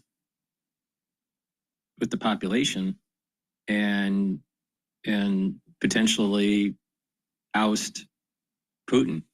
I don't think Putin is actually as stable. I don't think he has a stable government. I think he's worried of being overthrown. Budget committee last night, these members of the House Freedom Caucus ultimately voted present. They didn't vote in favor of it. So while they do have some written commitments from House leadership that they would be in favor of moving forward the timeline when it comes to those work requirements and rolling back the IRA clean energy tax credits, ultimately no text of the actual bill has been changed yet. So these negotiations really are ongoing. And I was on Capitol Hill on Friday, and I actually caught up with Chip Roy, a Republican from Texas, perhaps one of the most vocal members of the House Freedom Caucus. And he told me he was pushing for those Medicaid requirements to start immediately. That would be considered a pretty ambitious timeline, and it would put Senate Republicans in a pretty tough spot, not to mention it would be a politically fraught issue for this White House. I did ask NEC Chair Kevin Hassett this morning if the White House would be in favor of moving up those work requirements, and he said whatever it takes to get the reconciliation package through. But there is still a lot of work that does need to be done. You mentioned it there. The House Rules Committee will vote 1 a.m. on Wednesday. So they basically have these next 2 days to hash out their disagreements in hopes for House Speaker Mike Johnson to get the bill on the floor by Thursday and passed by Memorial Day. Do we have any information about how much President Trump is involved in these negotiations at this point, Tyler? He's considered to be heavily involved. Of course, he was in the Middle East last week, but we did have Congressman Mike Lawler, part of the SALT caucus. Of course, that's still one of the big sticking points here that needs to get done. And is going to request a phone call with President Trump over the weekend. Now, President Trump has made his feelings known on Truth Social, urging Republicans to move forward and pass this bill. He did call members of the House Freedom Caucus last week grandstanders. It is clear this White House really is banking on this legislation to move forward with their economic agenda as they try to counter the narrative, particularly around tariffs, to try to spur some sort of tax incentives to get more money into consumers' pockets when it comes to the tax cuts. At this point, we're waiting to see who he calls first. The press secretary was asked directly in the briefing this morning if he had made any of those calls yet, and she said that she would not detail the president's private conversations. All right, Tyler, thanks very much. Tyler Kendall, Bloomberg Television, Washington correspondent, joining us on many, many things from the White House, and looking forward to President Trump and Putin call later on today. Right? Yeah, today? I wonder if to what extent President Trump is frustrated a little bit by the lack of progress in Ukraine. That was something he suggested he could get done very. Again, I think that Putin not taking the off-ramp is a really bad idea. Really bad idea. Please go to my store, the-studio-reykjavik.com, and help support the work that I do. All these videos I do are for free, and I'm going to be talking about the market shortly here. But please go to my store and help get the great products that I have. It'll help with your health and wellness and help support the work I do. So I have structural nanosilver gel in a tube form and also in a quick dispenser. Now, you use them the same way. They're dual purpose. You can use them as a daily skincare. You can use them as an aftershave. If you're sick or someone around you is sick at work or at home, put it on your hands, around your mouth, around your nose, around your ears, around your eyes, lightly coat your nostrils. It will be active for 5.5 hours. Really important stuff. All right. Way better than Perel. It will also help to heal your skin. You use it as a daily skincare. And it will help to heal wounds like cuts and abrasions, minor burns. So get this dual purpose product. Make sure you have some at work and at home. You never know when you need it. So please go to my store, get this structural nanosilver gel, either in the quick dispenser or in the tube form. Both are very high quality, and you use them the same way. Having a foundation with probiotics and with multivitamins is really important to help with your protocol, your health protocol, your anti-aging protocol, your longevity protocol. This multivitamin is easy to digest, and it has the cofactors for enzymatic activity. Your enzymes in your cell need to have cofactors like multivitamins to be able to have a confirmation, a structural confirmation to be able to perform properly. So that means that your cell's metabolism and cellular function and tissue function will improve. So take this multivitamin every day, drink it with filtered water, but this is a great foundation to build off of. All right, so go to my store, get this multivitamin, take it every day, and improve those enzymatic activities in your cell. Now, we were talking about probiotics, and I have two types. I have a powdered version that's not on my desk here, and a veggie cap version. I take the powdered version because I take many powders during my lunch, like collagen and gladiator barley, boomer boost, lignans. So take the probiotic either in the veggie cap form or in the powdered form. And by having a good probiotic, you're helping your gut biome be able to digest foods. You're going to be able to absorb your nutrients better. You're going to bring down inflammation. You're going to help your immune system at the gut level. You're going to improve your communication between your gut and your liver and your gut and your brain. You're going to be able to concentrate. You'll be less irritable. Your sleep patterns will be better. Your stool consistency will be better. And by taking a probiotic every day, what's going to happen is you're going to see other benefits like skin and hair and nail health will improve. So please go to my store, get the probiotic. It's a foundation. It's a great way to stack with the multivitamin as a foundation. And you build off of it. All right. So I take a probiotic and take the multivitamin every day. So please go to my store, use discount 5. You get that probiotic at a discount or that multivitamin. Use the discount 5 on any order. I'm trying to help get these great products into your hands. It's a win-win situation. This is a protocol that I do. Now, I do all of this and more. But the thing is not everybody can afford that. And I get that. I understand that not everybody can afford what I do. But the thing is I'm telling you on how to stack them affordably to be able to target certain systems. And by taking the multivitamin and the probiotic, you're targeting your gut health. You're also targeting your skin. And by taking the multivitamin at the same time, you're targeting cellular processes and cellular metabolism. So please go to my store, the-studio-reykjavik.com, help support my work and help support your health and wellness. Now, again, it's a holistic approach. It's really important. Proper diet, proper exercise, filter your water, stay away from processed foods, do resistance training, do cardio, do stretching and balancing exercises. Mindfulness or spirituality is important to bring down stress levels and to put your body into parasympathetic mode. Proper sleep, learn new things. All these, taken with proper supplementation, is going to improve your health and slow down the aging process and boost up your immune system. All right, let's go to Fox News talking about Trump offered the Chinese an off-ramp to a collision.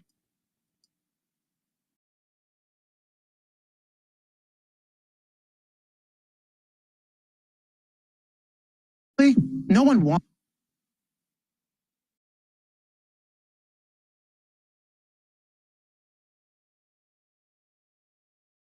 Dumping duties as high as 74.9% on plastic imports from the United States. The European Union, Japan, and Taiwan also facing similar duties from China. It comes as China blocked exports of 7 rare earth metals to the United States, despite agreeing to suspend or remove the non-tariff countermeasures taken against the U.S. Beijing also says that the 90-day tariff pause is not enough to negotiate a trade deal. Joining me now is Gatestone Institute Senior Fellow and author of Plan Red, China's Project to Destroy America, Gordon Chang, back with me. Gordon, this is interesting. We were all talking about how this, 90-day pause was a positive, and here comes China undermining the United States again. Yes, the trade arrangement announced last Monday was more favorable to China than the United States. The smart thing to do would be to make sure it stays in place. But what you have in China is a political system that is really very difficult for a leader to compromise. And we now have a leader in China that doesn't want to compromise. And right now, I think he wants to humble the president of the United States, which is the reason why he's not adhering to the deal and why he's hitting us with these anti-dumping tariffs, which really, which in very many ways are unjustified.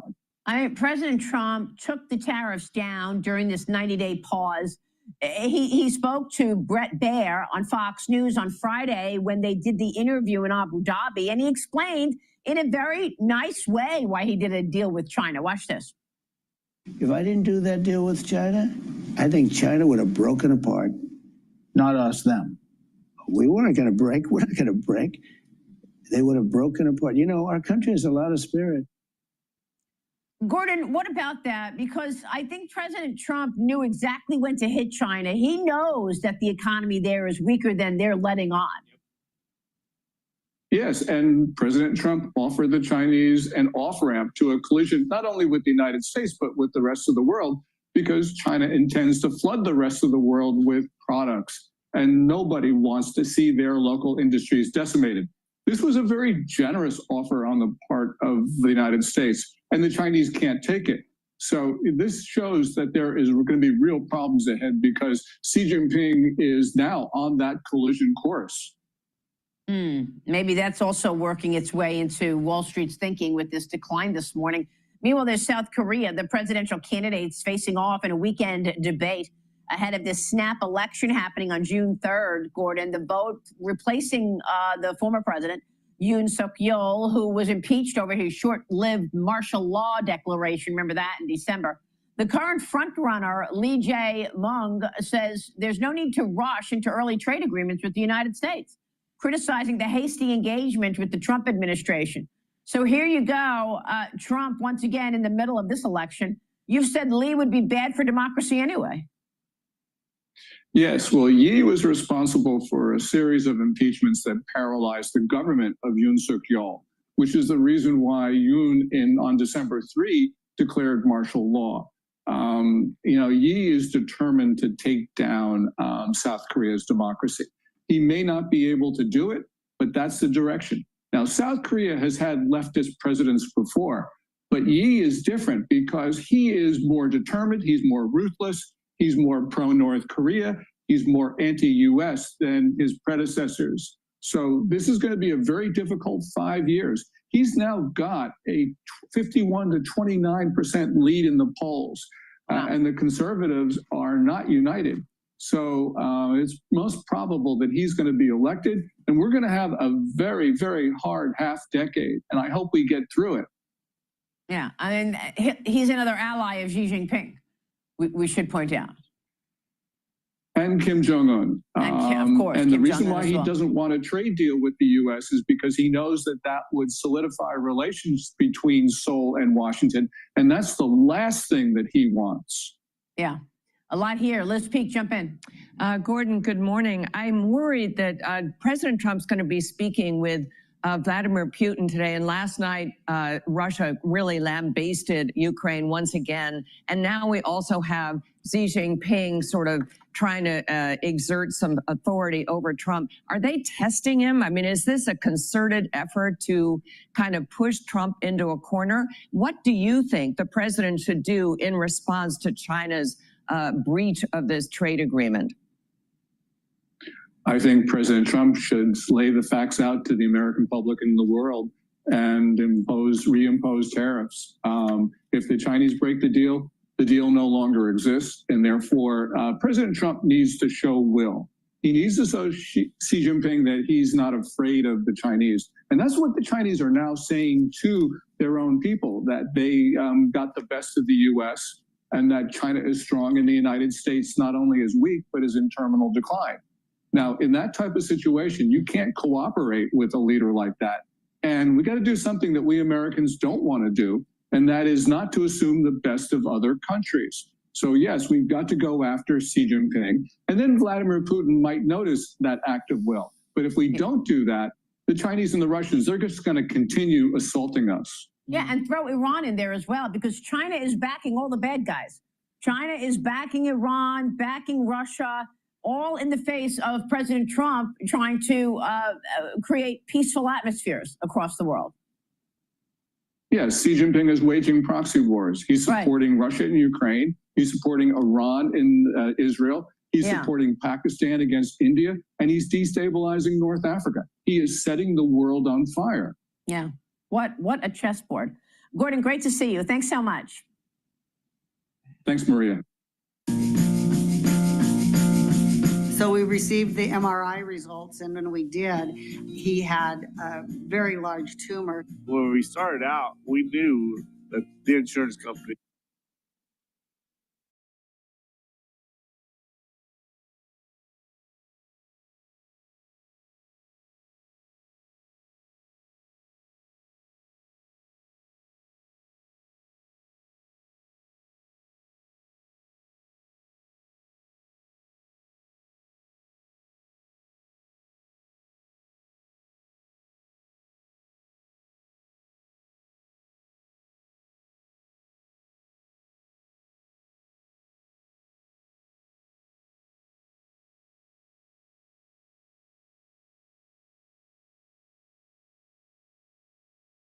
thing was paying everything. But after I got out 6 months later, I got a bill, and it's like, oh, wait a minute. I have a little farm here.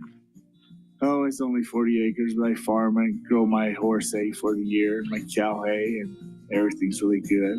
Darren does all the outside work. He's involved with all the daily outside roping and feeding and that type of activity. And I do the business part of it. The original bill was like a $34,000 bill. The first thing I said when I saw the bill was like, what the heck? You know, this is a lot of money. And I didn't know the office. I never had seen the name of that doctor. It could break you. You know, I got my little farm and everything. Oh, I'm not going to sell. But you could be so broke and everybody wanting everything. Then I started receiving text messages from this surgical team. And not only did I try to reach out to them and reason with them, they were very firm and not budging. My name is Adam, and I'm a member services supervisor at United Healthcare. United Healthcare helps members understand balance billing from out-of-network services. We relieve the stress by providing clarity so members can focus on their health and recovery. The surgeon was in network, the facility was in network, an assistant surgeon who was out of network had performed a service during the surgery, but Darren and Marva didn't know it. So I called United Healthcare. United Healthcare was very helpful, and they reassured me that I was not liable for it. United Healthcare reminded Darren and Marva that they were not obligated to pay the balance bill because it is prohibited under the No Surprises Act. They did a wonderful job communicating back and forth and checking in and giving updates. The end result was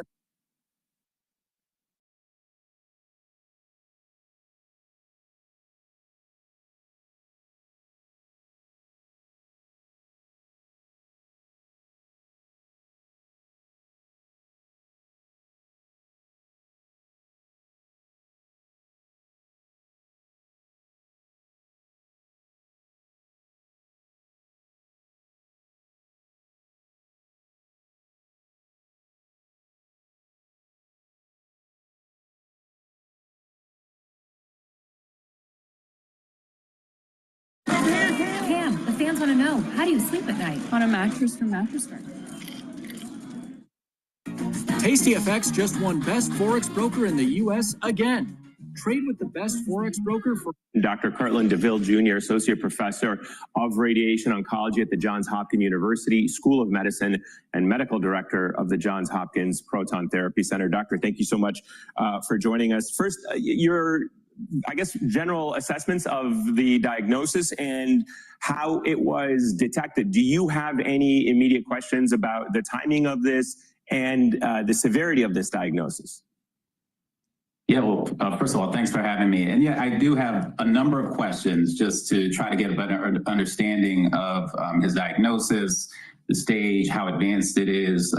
We received some information, noted that it's an aggressive cancer, form of prostate cancer. I saw a report that indicated specifically a Gleason 9 prostate cancer. We classify prostate cancer through the biopsy process and assign it a score, which is known as the Gleason score. And that scale goes from 6 to 10, and anything 8 to 10 we call high risk and has the most potential for metastasis or spread. And that defines, you know, both the curability and the treatment options and the overall management strategy and the survival. So those are a lot of questions to get around to get a better understanding of his cancer. His office has described it as hormone sensitive. Can you help us understand what that means? Yes, so prostate cancer, when it's first diagnosed, frankly, all prostate cancer likely is going to be hormone sensitive. The good part, usually we're telling patients, is that prostate cancer responds to hormone manipulation. That is, it uses testosterone to progress and advance. And so if we give treatments that essentially remove testosterone from the body, it immediately acts to halt the cancer and stop the progression and delay the spread. And so by default, by definition, prostate cancer generally when it's diagnosed is going to be hormone sensitive. And those are generally the first treatments that are applied for an advanced or aggressive case as is being noted as. Dr. DeVille, another oncologist that I heard from mentioned that he was surprised that given that the former president has regular access to health care and screenings, and of course is a former president, that it is only now that this was diagnosed after it had already metastasized to his bones. What do you make of that? Is it just that this kind of cancer is so aggressive that by the time he was screened again, it had already spread? How surprising is it? There is zero probability that his physicians and the president didn't know that he had prostate cancer. They knew. They were hiding. And I'm willing to bet he's been treated for this during his presidency. Yes. It is a little bit surprising.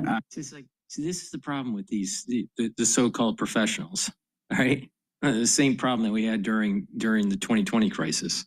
You know, they're always hedging. They're afraid to say what's really on their mind, or they have such dogma within their discipline that they can't see the forest through the trees. All right, the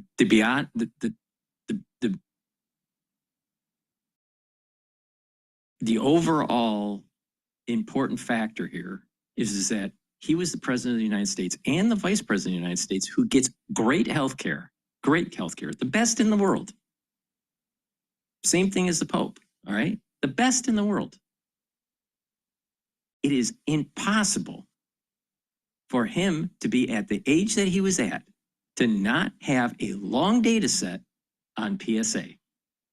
And they would have seen this elevating. Now, does metastasized prostate cancer grow rapidly? Yeah. But you see the signs at least a year or two before. And he would have been having an elevated PSA. And there's a long data set there to look at. There's no way. So what happens with the normal crowd out there, the middle class, who doesn't get adequate health care compared to the president of the United States or the VP? The average person isn't getting screened every year. And that's the reason why they may miss a data point, and there was a whole year that they could have caught it. So let's say they had a test in 2020, but didn't have another test until 2022. So they missed their 2021 test. It's possible that because of lack of testing, that you have an aggressive form. And that could have been caught earlier. But he was tested at least once a year. I would be shocked if he wasn't tested twice. He should have been tested twice a year, every 6 months at his age. Now, when he was VP, probably once a year. But when he was president, and because of his age, twice a year. All right? So there is zero probability that they missed it. They knew he had this. They're hiding. They leaked it out. They didn't want to say that he had it until months after he left office, because it would have been too obvious to state in January or February that he had it. He had it during the election. He knew it.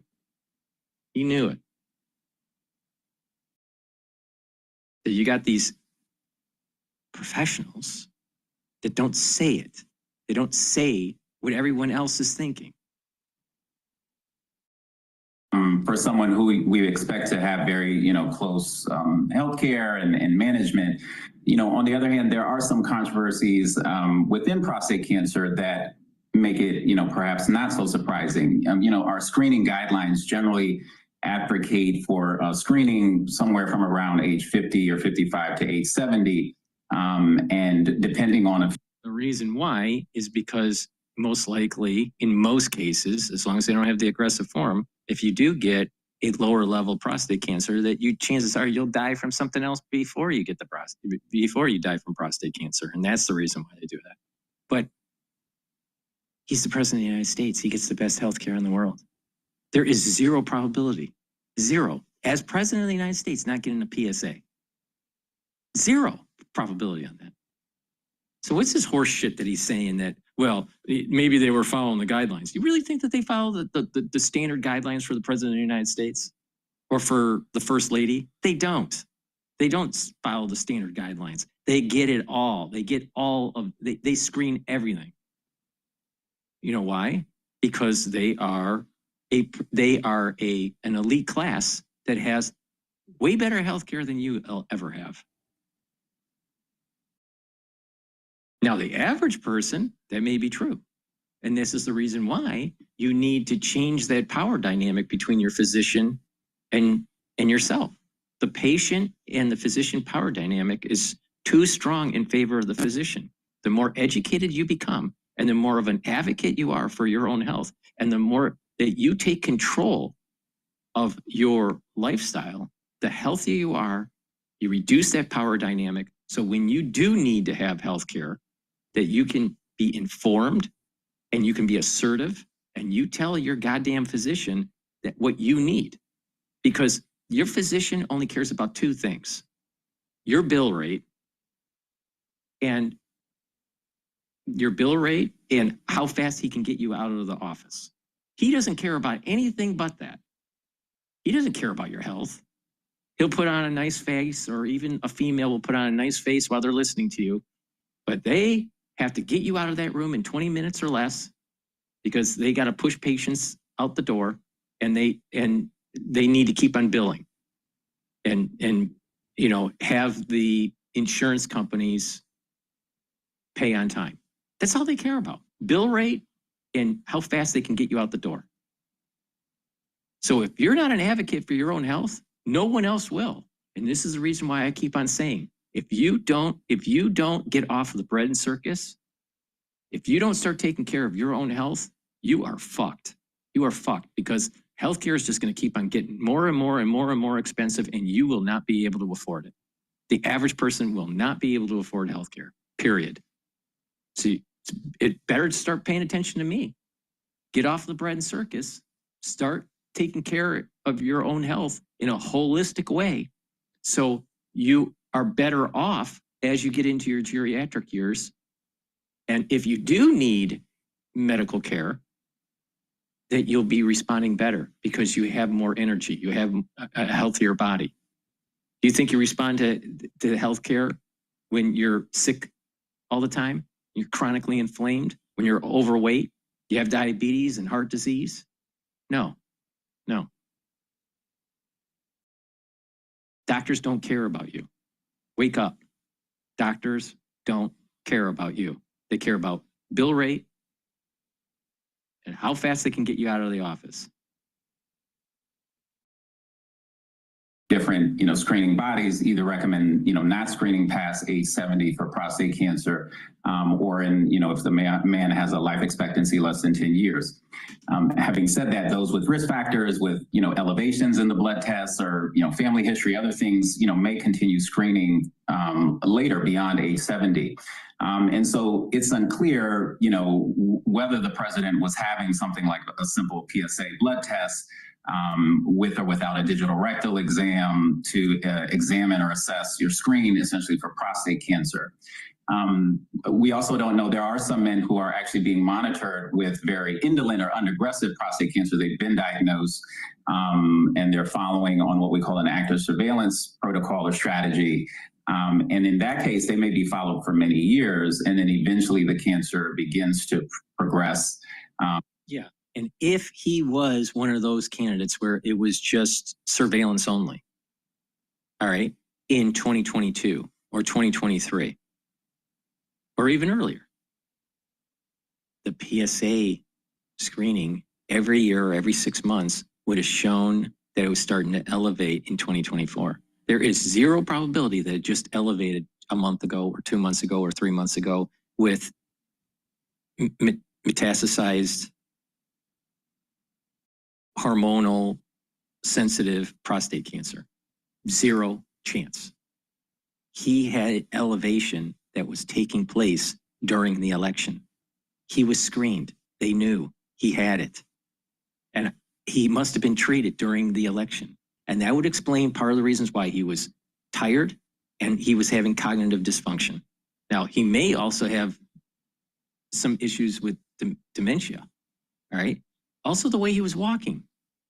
Does he have incontinence? It's very possible. And then requires treatment. So, generally in either strategy, we want to be able to stay ahead of the cancer and diagnose it at an early stage and, avoid the scenario of when it is spread or metastasized and essentially becomes uncurable. And that's where we still have, our poorest outcomes with prostate cancer. This only happens when you don't have good health care. This only happens when you don't have good health care. When you don't get your adequate screenings. When you are a rich person getting adequate screenings and you're, vigilant and your doctor's vigilant, this would not happen because they would have treated it earlier. All right. So what the hell is going on here? What the hell's going on? Something's not right here. There's probably more to the story. It's probably not just prostate cancer. There's probably, I wouldn't be surprised that there is something more than just dementia and prostate cancer with Joe Biden. Diagnosed very early, 5 and 10 year survival are very high for men. But once it's metastasized, the 5-year survival does drop significantly. Well, just cut to the chase, dipshit. It's about 720 days. You got about a year to 3 years. So that's about 720 to 1,000 days to live. See how these professionals talk? You don't get a straight answer. And the public needs straight answers. Well, the 5-year survival rate is much lower if you have a Gleason of 9 and a grade of 5. It's substantially lower. Well, get to the chase. And that is, you're going to die in 720 days.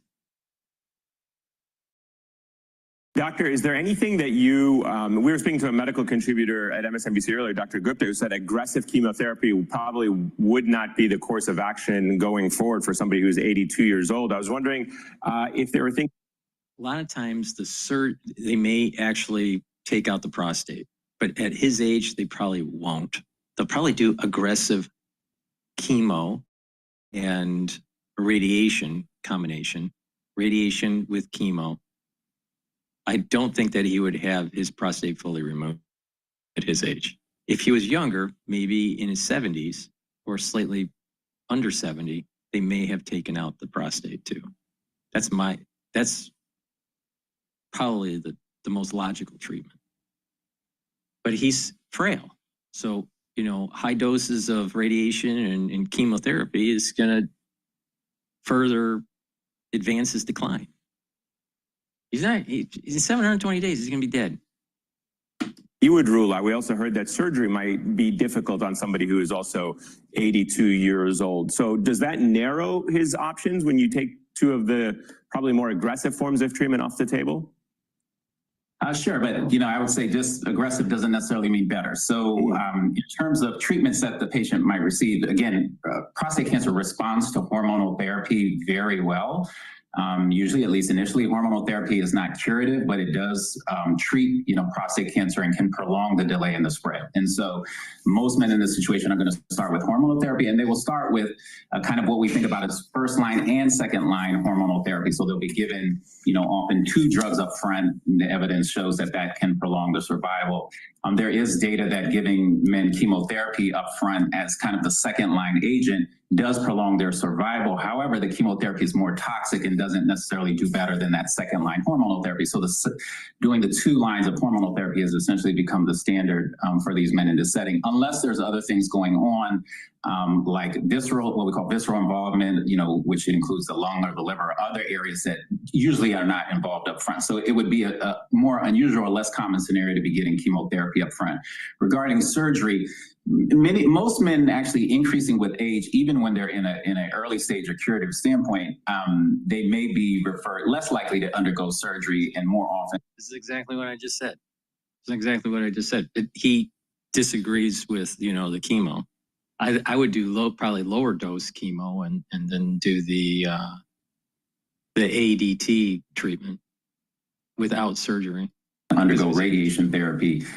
Given both have comparable outcomes in that scenario, and the risks and morbidity and complications associated with surgery may go up, increasing with age, which the patient may not have or would have different sort of risk profile undergoing radiation treatment. And so surgery, yes, is highly unlikely to for the patient. He's gonna need the radiation to get the bone metastasis.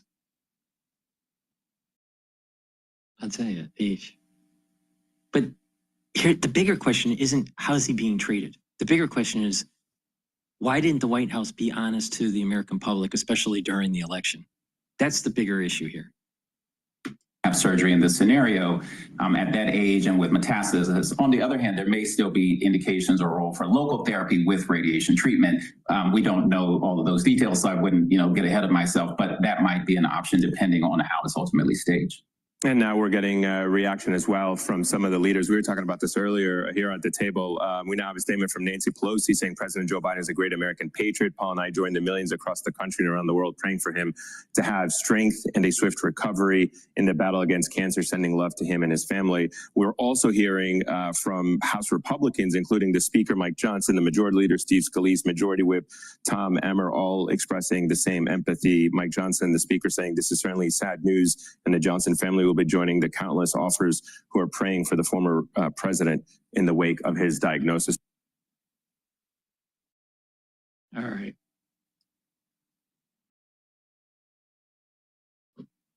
Let's do a market update here for a second. We have the S&P 500 at 5,938. The Euro USD is trading at 1.12.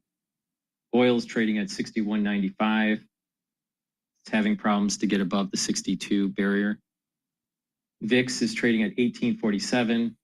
BITO is starting to go up in intraday trading. It's at 22.075. And the USD Japanese yen is trading at 144.9. Gush is trading at 22.21. DRIP 1033, and UCO 21.32. Again, UCO's having a difficulty to get above the 22 price target. And the natural gas futures is trading at 3.15, which is suppressed today. Please help support my work by going to my store, the-studio-reykjavik.com, and get the great supplements that I offer. All right. Like I said, doctors aren't going to take care of you. They're just going to view you as a paying unit. All right. And they need you out of the office in 22 minutes or less. And you need to take charge of your own health. So if you pay attention to me and you learn from all this research that's coming from anti-aging and aging research and sports medicine and just applying some common sense, you're going to improve your health, all right? But it's multiple modalities. It's a holistic approach. But if you don't do this, as you get older, and your genes start to methylate and your body starts to decline in energy and all this, you're going to get into pharmacopoeia. All right. Two of the biggest diseases in the United States is diabetes and heart disease. Cancer is a big one too. Right. But a big part of it's lifestyle and environment. Now, some of it's genetic, but most disease in the United States is not genetic. So just stop pretending. See, there's a lot of people out there that want to pretend that their problems are because they have genetic problems. But in most cases, especially in the United States, it's self-induced or environmental, not genetic. So there's too many people that are using excuses. But if you don't pay attention, you will have problems in your geriatric years. If you even make it to your geriatric years. There's lots of people that don't even make it to their geriatric years. There's lots of people that have heart disease and diabetes at a young age, and they pass away in their 30s or 40s. You never make it to the good old age of 65 or 70, right? So pay attention and improve your health. And it's a holistic approach. Now, I have a dual purpose deodorant that helps to detoxify your body, and you use it as a deodorant. It's all natural, has no aluminum, no baking soda. It's made from essential oils from the Himalayas.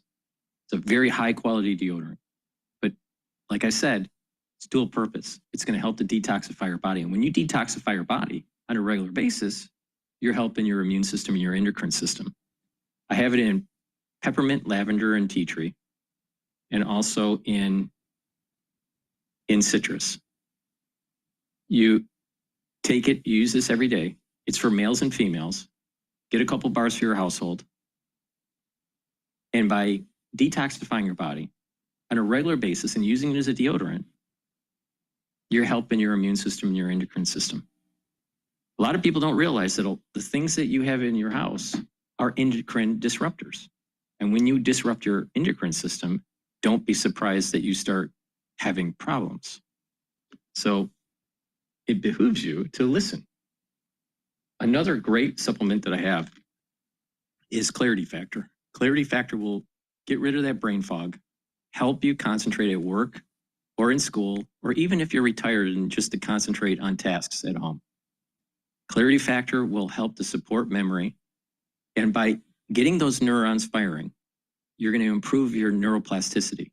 So those dendritic connections are going to improve. You're going to think faster. You're going to sleep better. You're going to be able to concentrate. You'll have better memory. So please go to my store, improve your neural health by taking Clarity Factor. Please go to my store, the-studio-reykjavik.com. The link is in the description of this video and all my videos. Follow my protocol, stack these supplements like I've been telling you to stack them, and you're going to get huge benefits, and you're going to start noticing over time that you're aging slower and your body is getting healthier, your immune system is getting more robust. You're improving your cardiovascular health, you're improving your endocrine system. These are all very positive things. So please go to my store, the-studio-reykjavik.com, get the Clarity Factor, get the deodorants, the multi-purpose deodorants that I have. And make sure you drink filtered water. Really important. Something as simple as stay away from processed foods and drink filtered water will radically improve your endocrine system and your immune system. Or just don't pay attention to me and be part of pharmacopoeia when you get older. It's up to you. Equities reversed all of their tariff-related declines. Developed markets outside of the U.S. also are very near to erasing all of their tariff-related declines. The U.S. is the one laggard. So as much as it has been a very strong performance dynamic in the U.S., we're still struggling to fully erase all of the tariff-related weakness that emerged earlier this year. Also, I think it's important to note that the EM and developed market economies outside of the United States were outperforming well before Liberation Day. So we had seen in the first quarter rotation into non-domestic themes emerging as a bigger theme for 2025. That seems likely to persist in the short run, just given the durability of non-domestic margins as well as non-domestic earnings conditions, trade relationships between other players in the global trade system have not been disrupted. For instance, China's trade with Europe, Europe's trade with South America, and the like. So I think you have to keep that in mind, that there is some inherent stability there for the economies that are not so dependent on the relationship with U.S. trade. Likewise, you've got fiscal and monetary policy supports that are emerging outside of the United States, while in the U.S. we still have a bit of a murky picture on that front.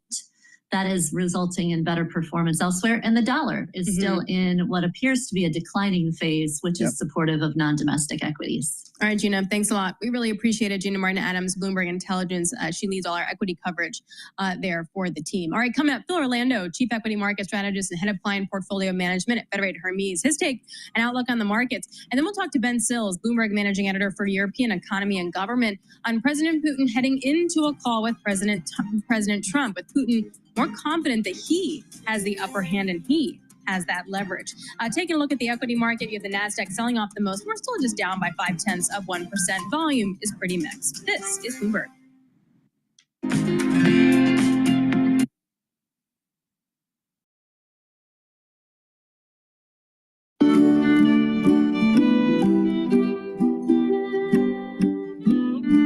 Need to be a top priority, and the law doesn't eliminate inspections. It ensures that they happen at the right for the right reason. All right, let's take a look at some other news that's popping up on the feed here.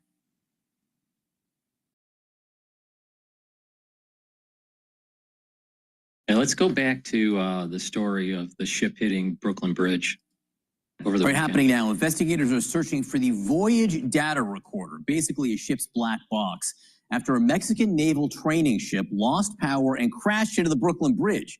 2 people are dead, more than a dozen injured. Officials say there was a mechanical issue and the captain lost steering of the vessel. We are expecting a news conference from the NTSB today. Let's get right to CNN's Gloria Pazmino near the bridge this morning. Gloria, what's the very latest? Well, John, we're standing here at Pier 35 where the Cuauhtémoc was towed to on Saturday evening after that crash. Now, NTSB officials started arriving here yesterday afternoon, and we are expecting a briefing from them later today. The primary questions here, obviously, what happened? Was it a power failure that led to this collision between the ship and hitting that side of the underside of the bridge on Saturday evening? Another key question here is whether or not there was any role that the tugboat that was pulling the ship played during that trajectory as the ship was making its way out of the New York harbor. The Cuauhtémoc was on a worldwide goodwill mission, bringing Mexican naval culture around the world. It had been here in New York City docked for the past few days.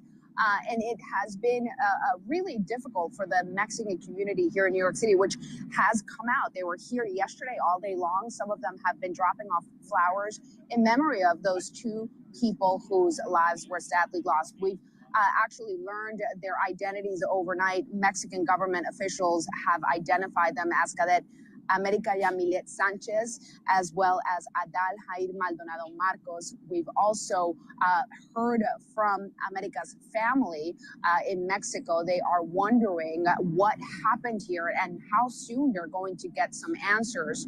I want you to take a listen to the commissioner of the Emergency Management Office here in New York City talking about the early stages of the investigation. Take a listen. Look on dollar.com to get our lowest rates. Why are you in my house?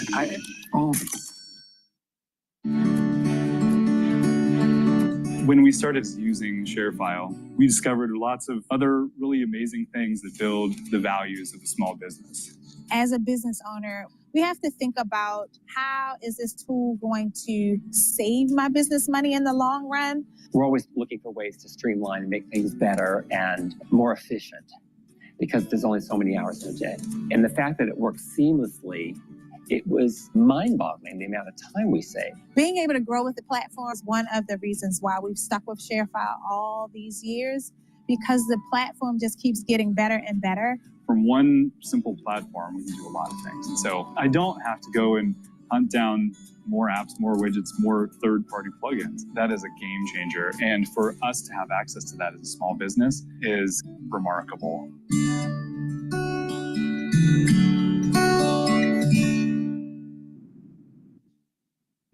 Something happened during that period of time where the ship reportedly lost power, possibly lost steerage, and that's when it ended up going in the wrong direction towards the bridge.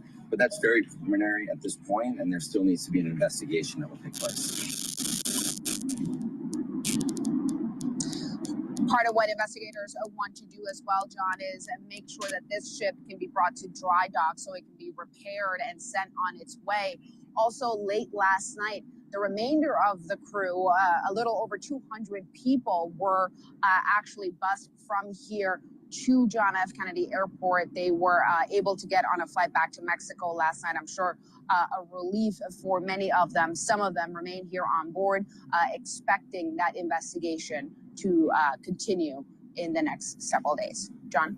Yeah, so many questions. That video just horrible. Gloria Pasmino at Pier 17, thank you very much for that. New this morning, the NTSB will hold a news conference about the ongoing investigation into the Mexican Navy training ship that struck the bottom of the Brooklyn Bridge Saturday evening. Officials say the ship was carrying 277 people when it lost power, and all 3 of its masts ended up striking that bridge, each breaking on impact. Mexican officials have identified the 2 people who were killed during the collision after they fell from one of the ship's masts. The first victim was Cadet America Yamilet Sanchez, and the second, a sailor, Adal Yair Maldonado Marcos. CNN safety analyst David Susi joining me now. First of all, looking at this ship, how in God's green earth did this actually happen? Well, Sarah, it's pretty similar actually to what happened on the Key Bridge when it collapsed. It looks like they lost power to the rudder. They weren't able to navigate or steer the ship at all. I believe they lost thrust power as well, or they would have averted this. But you can see it just drifts backward, and it seems to be going slow, but the speed and the inertia of that ship could have caused some serious damage to that pier. You heard that some of the early investigation is that, like you said, that the power went out somewhere, although you can still see the lights on the mast there.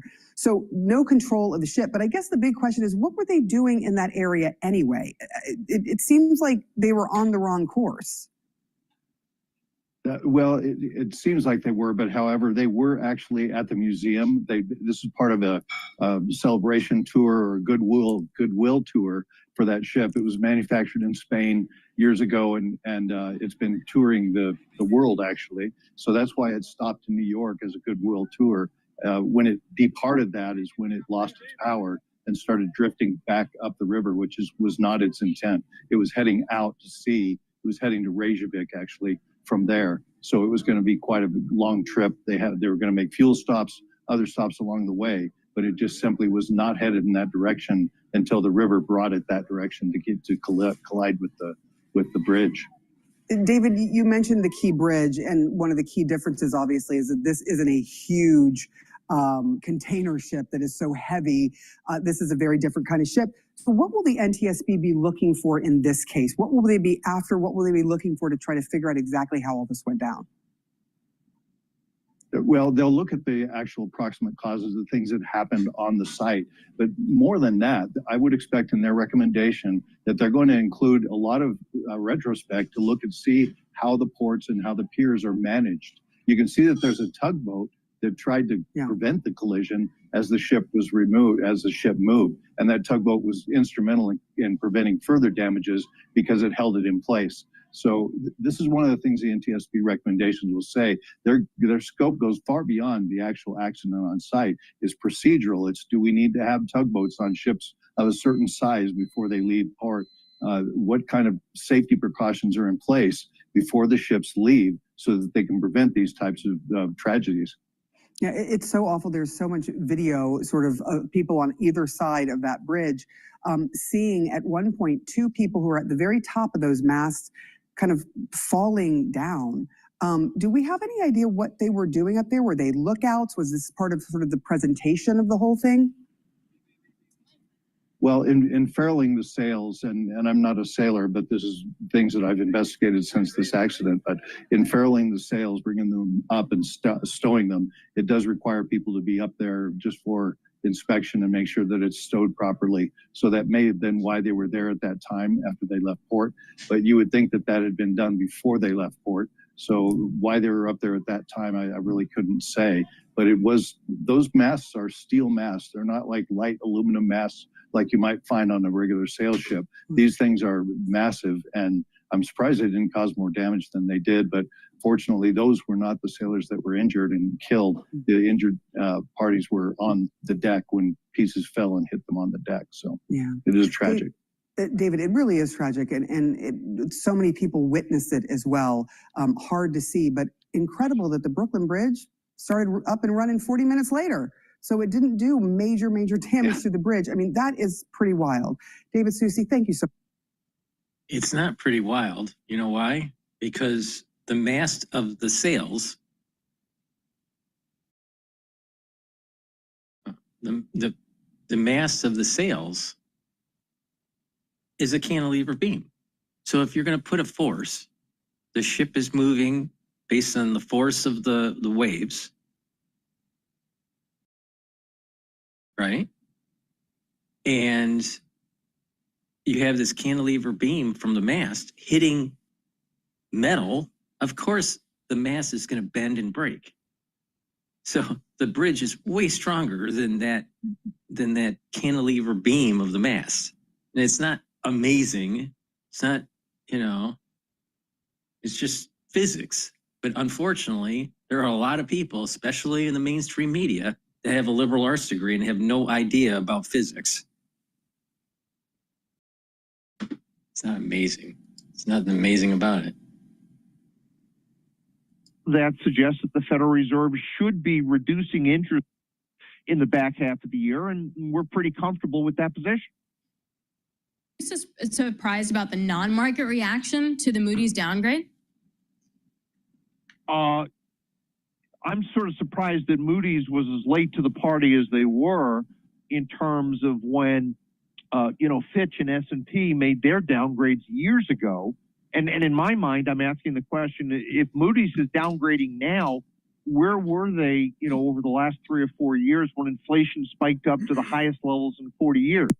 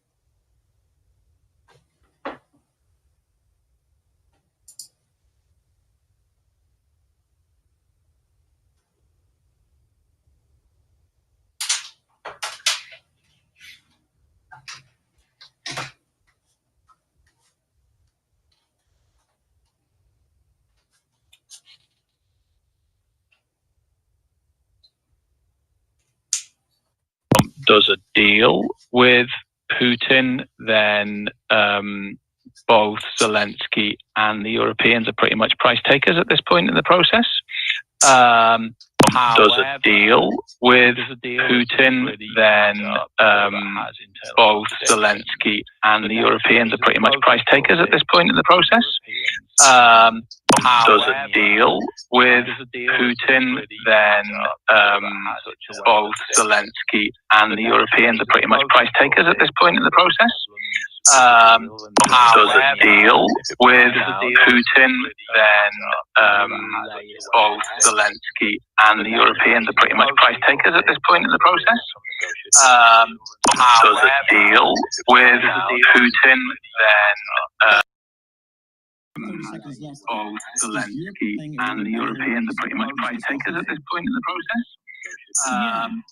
Does a deal with Putin, then I think that the mistake people make is to focus exclusively on the outcome of these talks, on the outcome of this deal, whereas the bigger issue is what happens to the security of Ukraine in the long run. And on that issue, the ability of the Europeans to ramp up their own defense industry, to maintain the support they've got for Kyiv and Zelensky over the medium to long run is kind of critical, and they are trying to play the long game while avoiding being I apologize for the issue I had in my soundboard ran out of battery, so I had to reset it. Government for Bloomberg News. He is based in our Madrid bureau, so we appreciate getting a few minutes of his time. And again, the Associated Press was reporting that the call is taking place right now. S&P 500 off 18 points. That's 0.3%. The NASDAQ off about 90 points, and that's about 0.4%. We're going to have more coming up as we take a look at the Bitcoin. For Tom on the Upper East Side, up $600, 104,700. How about that? Remember, all-time high, 107,000. This is Bloomberg. All right. With that, BITO is trading a little bit higher right now at 22.12, and the S&P 500 index is trading at 5,939. 5,939. VIX is trading at 1836. Euro USD is trading at 1.12. Oil is trading at $61.98 a barrel. And the Japanese yen is trading at 144.85. Gush is trading at 22.19, and DRIP is trading at 10.33. Natural gas is trading at 3.13, and UCO is trading at 21.31. All right. Again, I apologize for the soundboard running out of battery there. I had a little snafu for the audio. Apologize. All right. Let's go back to some of the news that is starting to pop up on the feed here.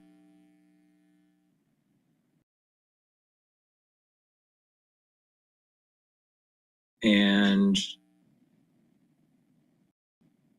let's go to Fox News here. Each of your users is unique. Their security should be too. Bitdefender introduces Gravity Zone Phaser, a groundbreaking solution delivering unprecedented attack surface reduction. Find out more on our website. President Trump will hold a high-stakes phone call with both Russian President Vladimir Putin and a separate phone call with Ukrainian President Volodymyr Zelensky later today. And Special Envoy Steve Witkoff is optimistic about these talks. I believe that the president is going to have a successful call with Vladimir Putin. They know each other. The president is determined to get something done here, and hopefully if he can't do it, then nobody can. This comes on the heels of Russia launching one of the largest drone barrages of this war, deploying 273 drones into Ukraine. U.S. Ambassador to NATO Matthew Whitaker joins me now. Mr. Ambassador, thank you so much for joining us ahead of this 10 a.m. phone call. So do you think that Vladimir Putin is stringing President Trump along here regarding these peace talks, or is there a real path forward? And if so, how will the president be able to tell during this phone call? Well, good morning, Carly. It's good to be with you. I think President Trump is uniquely positioned to get a deal done if a deal is to be had. I think Special Envoy Witkoff is absolutely right. Vladimir Putin will listen to President Trump, and I think President Trump's decisive diplomacy is forging a Russia-Ukraine ceasefire, which is delivering on the America First leadership and the peace that he has promised. Remember, Donald Trump on all fronts is working towards ending the killing, ending the fighting, and having peace across the globe. And I think a lasting Russia-Ukraine agreement, the president is going to put together here, even if it's happened a little slower than a lot of people think, is putting the United States in a position of global influence and securing our strategic interests and making sure that we don't have these endless conflicts that reduce and take American resources. And so I think we're in a good position, Carly. So after this phone call with Vladimir Putin, he's then going to hop on a phone call with the Ukrainian president and then hold another phone call with Vladimir Zelensky and NATO leaders, which is where you come in. How significant will that phone call with NATO leaders and Vladimir Zelensky be? Yeah, obviously this war is a hot war on the European continent. I think a lot of people didn't think we'd see something like this after World War II, but here we are again with about 5,000 young men and civilians dying every week on the battlefield and as a consequence of this war. And so, getting our European allies on board, obviously they've formed the Coalition of the Willing, which is talking about peacekeeping and making sure that the war doesn't fire up again after this ceasefire is hopefully agreed to very soon. And so, all these calls are important, but certainly the call with Vladimir Putin, who said he was going to show up last Thursday in Turkey and didn't show up. I think, this is going to be crucial that President Trump has this call and make sure that Vladimir Putin He didn't show up. Yeah, he didn't show up, but there were hostages released or at least negotiated upon or prisoners. So that is good news there. Let's move over to the Middle East. The Trump administration through Steve Witkoff over the weekend said that made it clear that the Trump administration's position on Iran enrichment is 0%. And then Iran's foreign minister posted on X, if the U.S. is interested in ensuring that Iran will not have a nuclear weapon, a deal is within reach, and we are ready for a serious conversation to achieve a solution that will forever ensure that outcome. Enrichment in Iran, however, will continue with or without a deal. So where do things go from there with the foreign minister saying that? Yeah, obviously, Steve Witkoff said that was the red line, was the continuing enrichment. I think that may be a little bit of political posturing and trying to appeal to maybe the domestic Iranian audience to keep them happy as to where this is going. But, it's very clear what the position of the United States is. And again, this is another area where Donald Trump uniquely is bringing peace. He doesn't want to fight with Iran, but at the same time, Iran cannot have a nuclear weapon. And so, the position of the United States is very clear. And I think the Iranians understand that, and they don't want a war with the United States either. And so I think we will, again, President Trump will bring peace to this situation. Yeah, the president said that he's extended an olive branch, but it will not last forever. And the Ayatollah certainly did not like the president's trip to the Middle East. He made that very clear in his Truth Social post. So if the Ayatollah is comfortable, that means that President Trump's trip to the region was successful. Ambassador Whitaker, thank you so much for joining us this morning. It's certainly going to be another very busy week. We appreciate you joining us. All right, good to see you, and tell Todd hello for me. I certainly will. Hi, Ambassador. He's next to me. He says hi. I'm Steve Doocy. I'm Brian Kilmeade. And I'm Ainsley Earhart. And click here to subscribe to the Fox News YouTube page to catch our hottest interviews and most compelling analysis.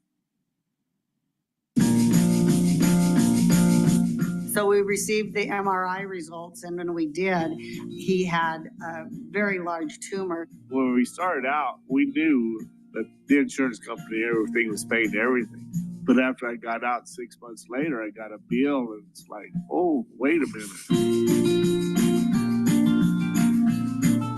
I have a little farm here. Oh, it's only 40 acres, but I farm and grow my horse hay for the year, my cow hay, and everything's really good. Darren does all the outside work. He's involved with all the daily outside roping and feeding and that type of activity. And I do the business part of it. The original bill was like a $34,000 bill. The first thing I said when I saw the bill was like, what the heck? You know, this is a lot of money. And I didn't know the office. I never had seen the name of that doctor. It could break you. You know, I got my little farm and everything. Oh, I'm not going to sell it, but you could be so broke.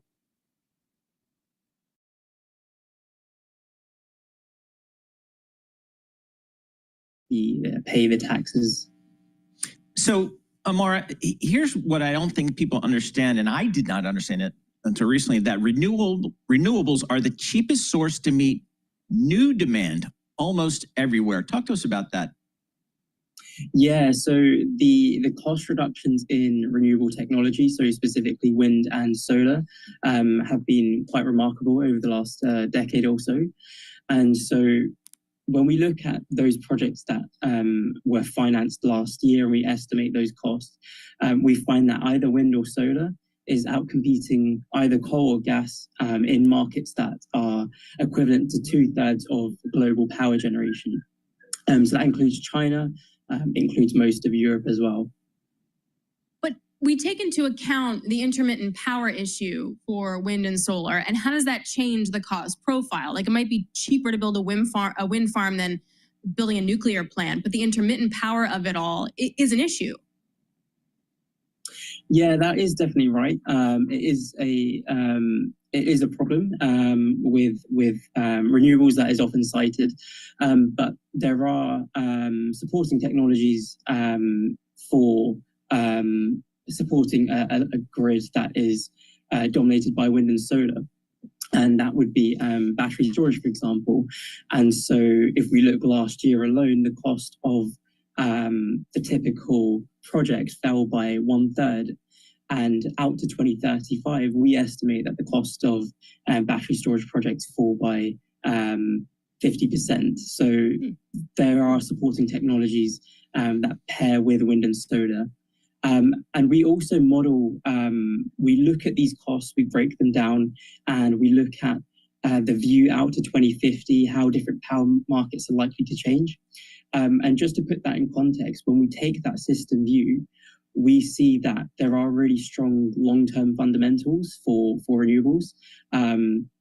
So today, wind and solar are around 8% of generation, and that increases to 60% in our modeling by 2050. And at the same time, the flip side of that is with fossil fuel assets, so coal and gas plants. Today, they're at 60%.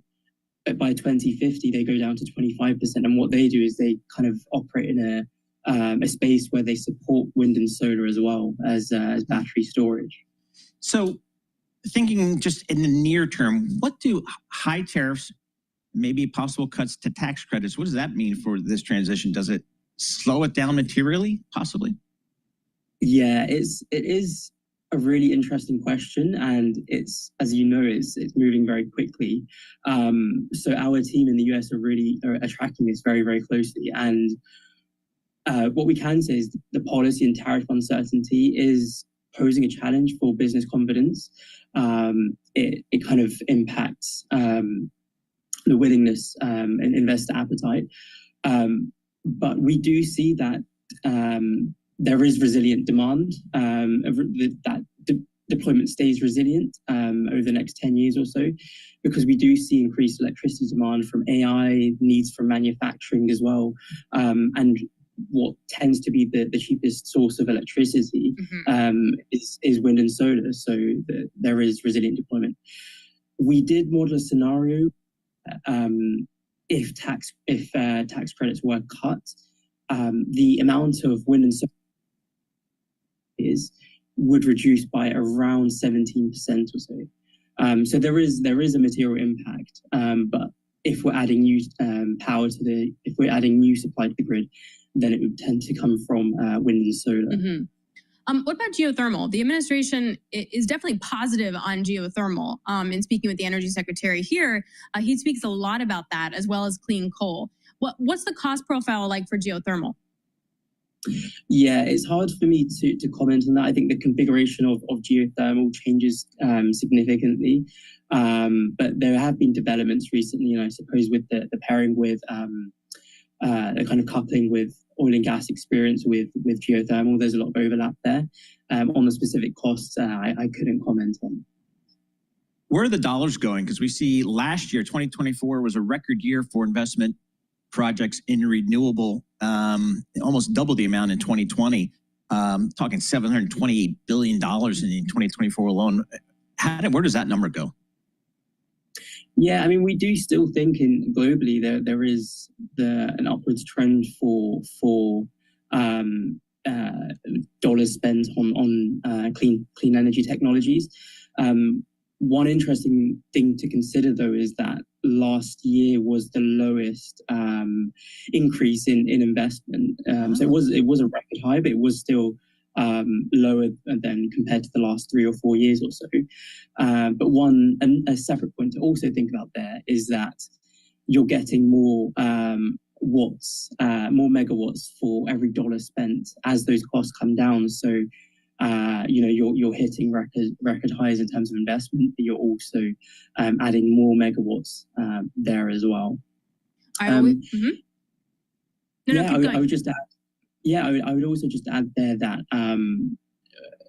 as I was saying, we do model this out to 2050, and if you're going from 8% to 60% of your generation mix over the next 25 years, then the kind of it totally makes zero sense. How are you going to be able to get wind and solar to 60% of your energy mix when there's not enough land to be able to use those types of technologies in the United States? Because you have to distribute that energy over the grid. And that's not easy to do. You lose energy the farther out you have to distribute that energy. So it has to be near a local environment. So how are you going to do solar to power, let's say, New York? Where are you going to get the solar panel? Where are you going to put the solar panels? What about other high density areas? Where are you going to put the wind? There's not enough wind to even be generated in certain areas of the country. So there's not just location to put the solar panels and the windmills, but it's the distance on where the populations are to get that energy. Again, the farther out you go from the actual generated source, the more lost energy there is because of the resistance of the cable line. And then to state that oil or oil and gas will be 60%, will be only 25% of the energy mix in 2050. In 2050, there's no way. There's no. It's 2050 is not that far away. It's only 25 years. We're going to still be using oil in a very high part of our energy mix for the next 50 years. And he goes, my model. What's the assumptions of the model? What happens if we have a war? You really think that solar power and windmills are going to be in the forefront of the aftermath of a war? No, they'll still be high density energy sources, which is oil and gas. Windmills can't produce enough energy. It doesn't have the energy density, nor solar doesn't have the energy density. There's nothing out there that has as much of an energy density as a barrel of oil other than uranium and plutonium. That's it. Nuclear power. That's not safe. That's not clean either, no matter how they want to spin it. These alternative, sustainable energy companies and organizations, I think their estimates and their modeling is way too optimistic for their technology for solar and wind, and way too pessimistic in terms of the longevity of oil and gas. All right, with that said, oil and gas is going to be around for at least another 150 years. Okay, let's go to Bloomberg again. As well, we're also on Bloomberg Originals, so check us out there on your smart TV. Let's talk Apple. Let's talk AI. I mean, we've all followed Apple for 20, 30, 40 years. They don't miss very often. You know, they kind of get the PC, they get the phone, they get the gadgets. But boy, even to this person who doesn't really follow them that closely, they're not getting AI. And I wonder if just to what extent that's a problem. Our next guest will help us out there. Mark Gurman, managing editor for Global Consumer Tech for Bloomberg News. He's based in LA, but he's here in New York. So we got him in studio. You've got a Bloomberg Business Week big take story out today on Apple. And they're just kind of missing AI. What's going on in Cupertino as it relates to AI?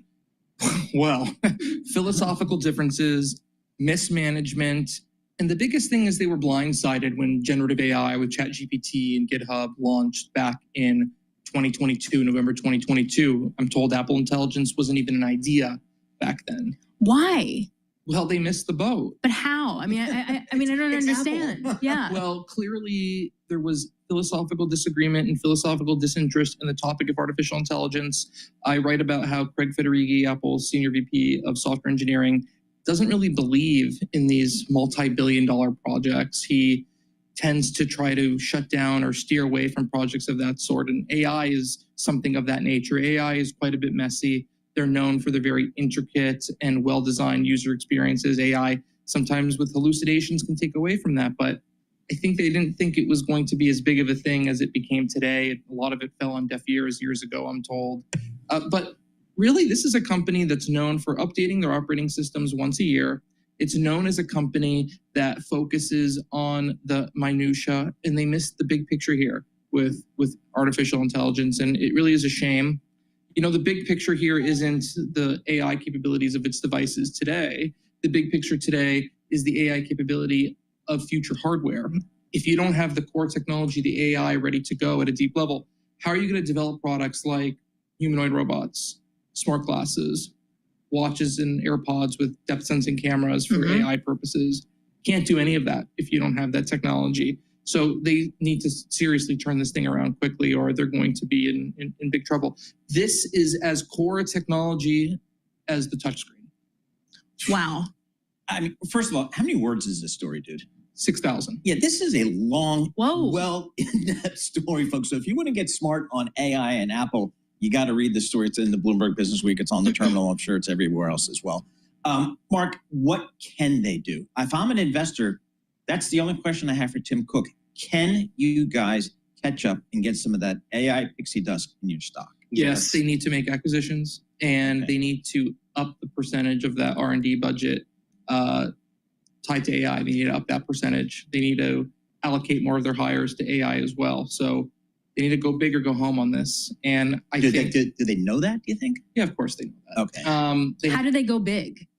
You got to spend more money. AI is really one of the only things that you can buy your way into when it comes to this technology, right? You can buy your way into it. You just need to throw billions and billions at AI training. They need to make probably some tweaks to their privacy policy, right? They have so many devices. They have more devices than anyone else as a single brand of a hardware company, of any company in the entire world, in the history of the world.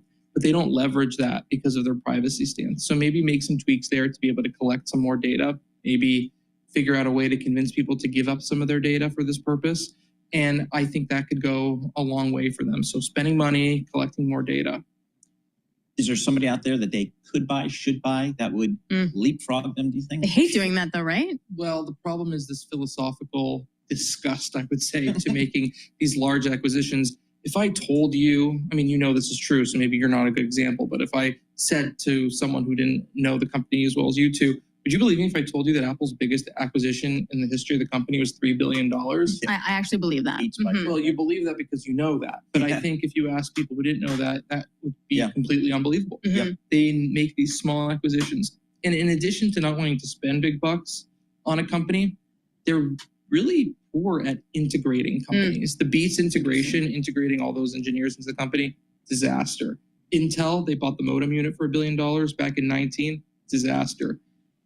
What is it going to feel as an AI person at Apple today if the company buys your replacement to bring them in? It's not going to be fun. There's enough turf wars as it is at Apple. So if they do then have to do it internally, they've still not done well at that. They've got to do both. They got to make the acquisition. They got to just deal with that. They got to make their biggest acquisition ever, and it has to be for AI, maybe multiple acquisitions. They have to turn things up a notch internally as well. They're going to be making changes. I mean, there's so many philosophical disagreements. The biggest is about chatbots when it comes to AI. They are allergic to AI chatbots. They don't like the technology. They don't think OpenAI has staying power. So yes, I know. I made a face when he said that, by the way. Okay. You're going to see deeper integrations with other companies. You're going to see Google Gemini integration. I think next year you'll see Perplexity integration, maybe some Anthropic integration, maybe some Microsoft integration, but they're going to keep pushing, and this is going to be a multi-year thing. The biggest problem is they were caught off guard when this happened, so they had no head start on this. They're coming way from behind.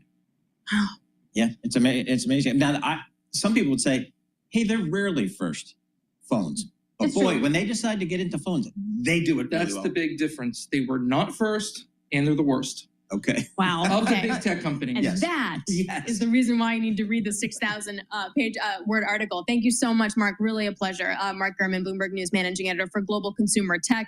Bloomberg Big Take Story. You can check it out online as well as on the terminal.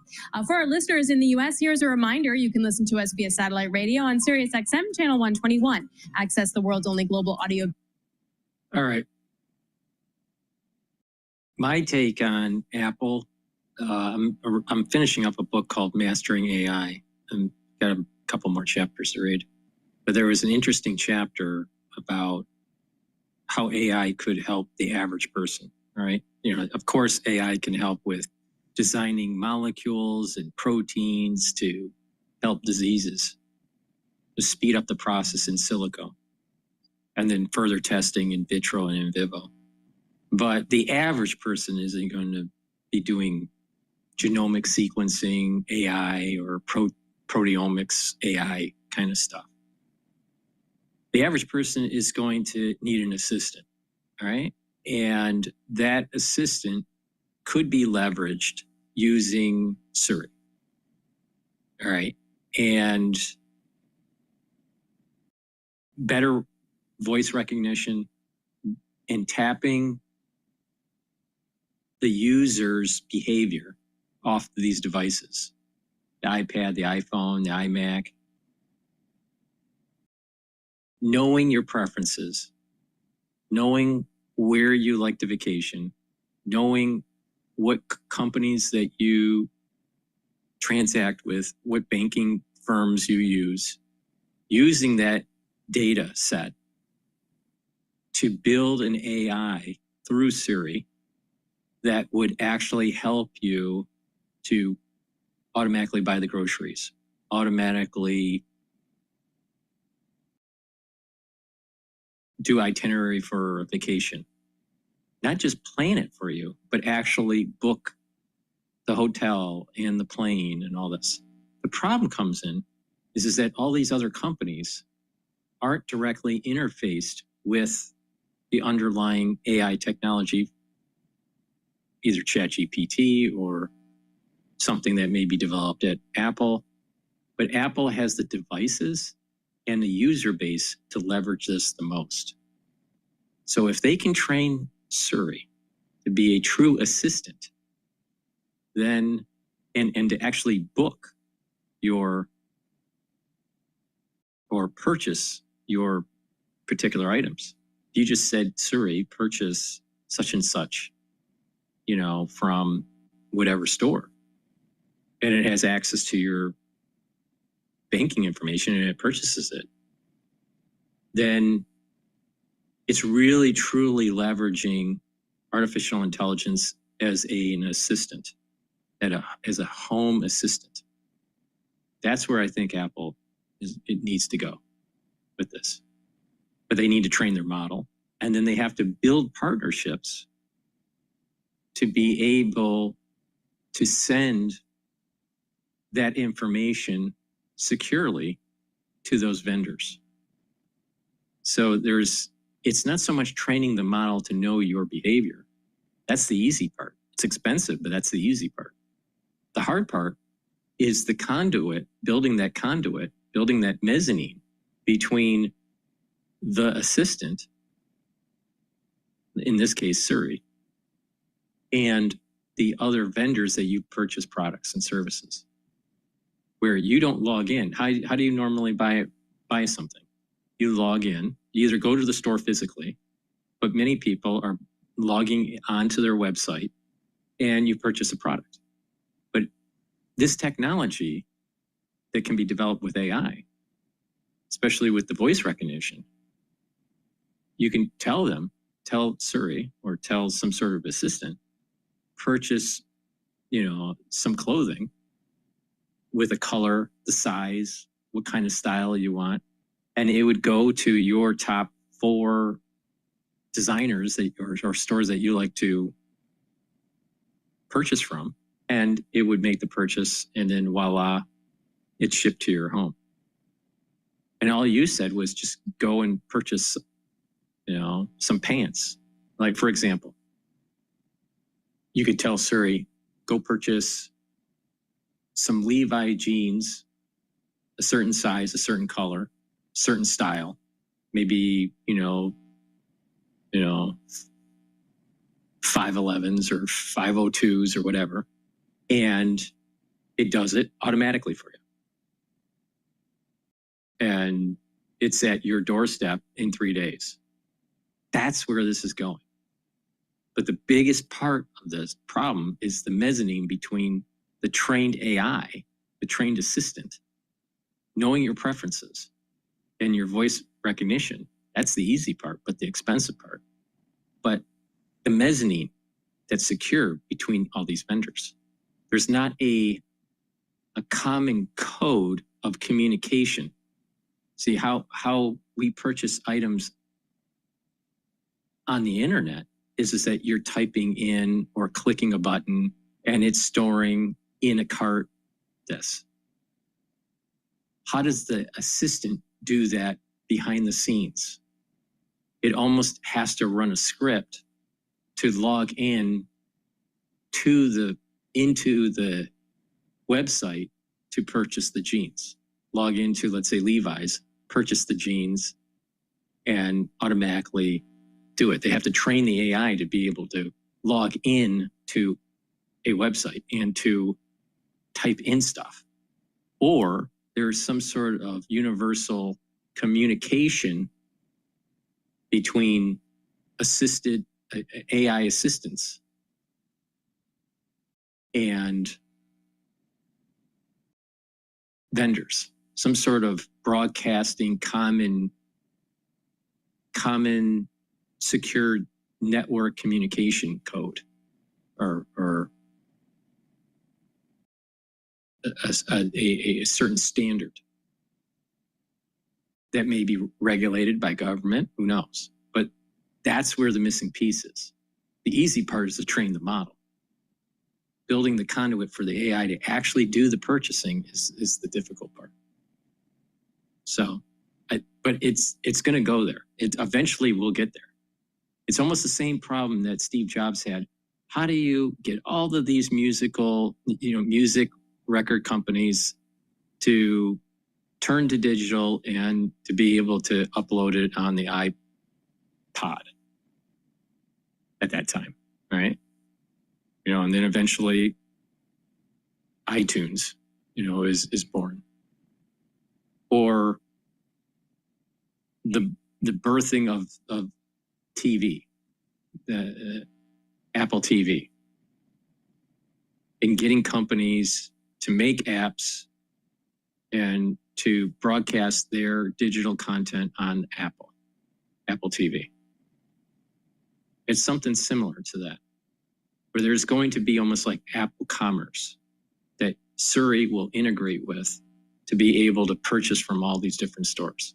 And it may be as simple as they make agreements, they go and they make agreements and it goes into some sort of Apple market.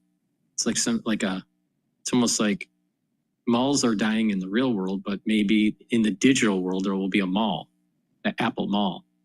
And that Apple Mall will have all these different vendors, and they have a certain protocol that the AI can access to be able to do purchases just by voice recognition, just by the user stating purchase such and such item at Levi's, for example. But that's where it's going. So that's my take on it. Before we go to balance of power, let's plug a couple products here. Please help support my work by purchasing the products on my store. I have great products that, if you follow the protocol, will help improve your immune system, soak up free radicals, bring down inflammation, speed up your metabolism, and you're going to notice that you're slowing down the aging process, boosting up your immune system and your endocrine system. One great product line that I have is the first pillar of my core protocol, which is Max 35, Max 14, or Cleanse. Now, Max 35 or 14 is 35 or 14 parts per million, respectively. Cleanse is 30 parts per million. You take a teaspoon a day of either of these. Take a teaspoon a day, swish it in your mouth, gargle about 20 or 30 seconds, and then swallow. And what will happen is you're improving your immune system. You're helping your oral cavity health. You're protecting the epithelial lining and your mucosal barrier. And you're helping your oral pharynx. Really important to boost up your immune system. If you're not feeling well, take a tablespoon or two a day and then go back to your maintenance once you start feeling better. I take a teaspoon a day, every day, and I have been doing that for over 5 years. Again, Cleanse is 30 parts per million. Max 35 is 35 parts per million. And Max 14 is 14 parts per million. Take one of those three each day to help boost up your immune system. That's the first part of the health protocol. The second part of the health protocol is C60. C60 is a very potent antioxidant. C60, you can get it in MCT coconut oil, extra virgin olive oil, or avocado oil. Now, it has to be suspended in an oil for you to absorb it. Some people sell C60 in a powdered form. You're taking it wrong. You have to take it in a lipid for proper absorption. Very, very, very important. Take it on an empty stomach for best absorption. Take it also if you're working out. Take it before your workout so it'll soak up the free radicals that you're generating during your workout, and you will notice that you will recover quicker from your workout. C60 will soak up free radicals in your cells, reduce the stress on the cell and in your tissues. It'll also soak up free radicals in your bloodstream. That's really important because if you soak up free radicals in your bloodstream, you're reducing the chances of LDL being oxidized. And it's oxidized LDL that built up plaque. So by soaking up free radicals in your bloodstream, you're reducing the chances of plaque formation. Now, in terms of in your cells, soaking up free radicals is going to reduce the stress on the cell. The cell's going to be healthier. The mitochondria will be healthier. They'll have more energy. They'll have more ATP. That's very important for cellular processes. So the cells are going to perform better. Your glands will perform better. Your endocrine system will perform better. Your immune system will perform better. Even your neurons will perform better. Your neurons have lots of ATP that need to be healthy to be able to produce neurotransmitters.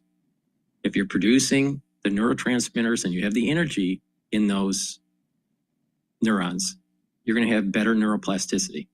That means you're going to think better. You're going to have better memory, have better cognition, less brain fog. You'll be moving better. You'll be sleeping better. It's really important. So take C60 every day. Take a teaspoon a day. You can get it in a 2 ounce, a 4 ounce, or an 8 ounce configuration. It is cheaper to buy the higher ounce configuration per ounce when you look at it, you know, the cost per ounce. But the point here is take it every day, really important. And what you're going to notice is that over a 1 year period of time, that your skin is healthier, you have more energy levels, you'll look younger. You're slowing down the aging process because you're soaking up free radicals. It's very potent. It's almost 1,000 times more potent than vitamin C. And you'll have more energy. Your gland systems will be performing better. So your endocrine system will be in homeostasis. Your immune system will be better. That means that you're going to be able to fight off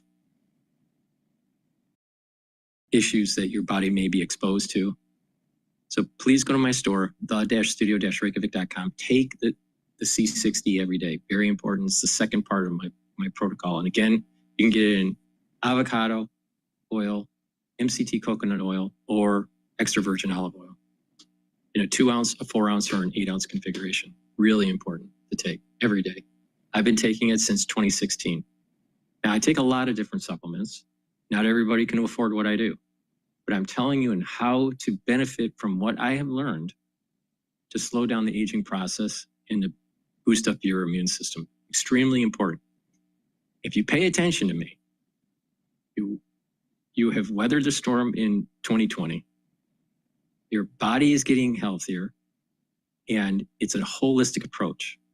Proper diet, proper exercise, proper supplementation, proper sleep. Learn new things, protect those neurons, really important. So let's continue on with Bloomberg. What's the deal with that? So Is this that the all- new deadline on Capitol Hill? No, this all goes around procedural issues because you have to depending on how the rule is going to be written, you have to have 72 hours, you have to have at least 24 So we hours. care So about that they now. want to get this Okay. out and home before Memorial Day.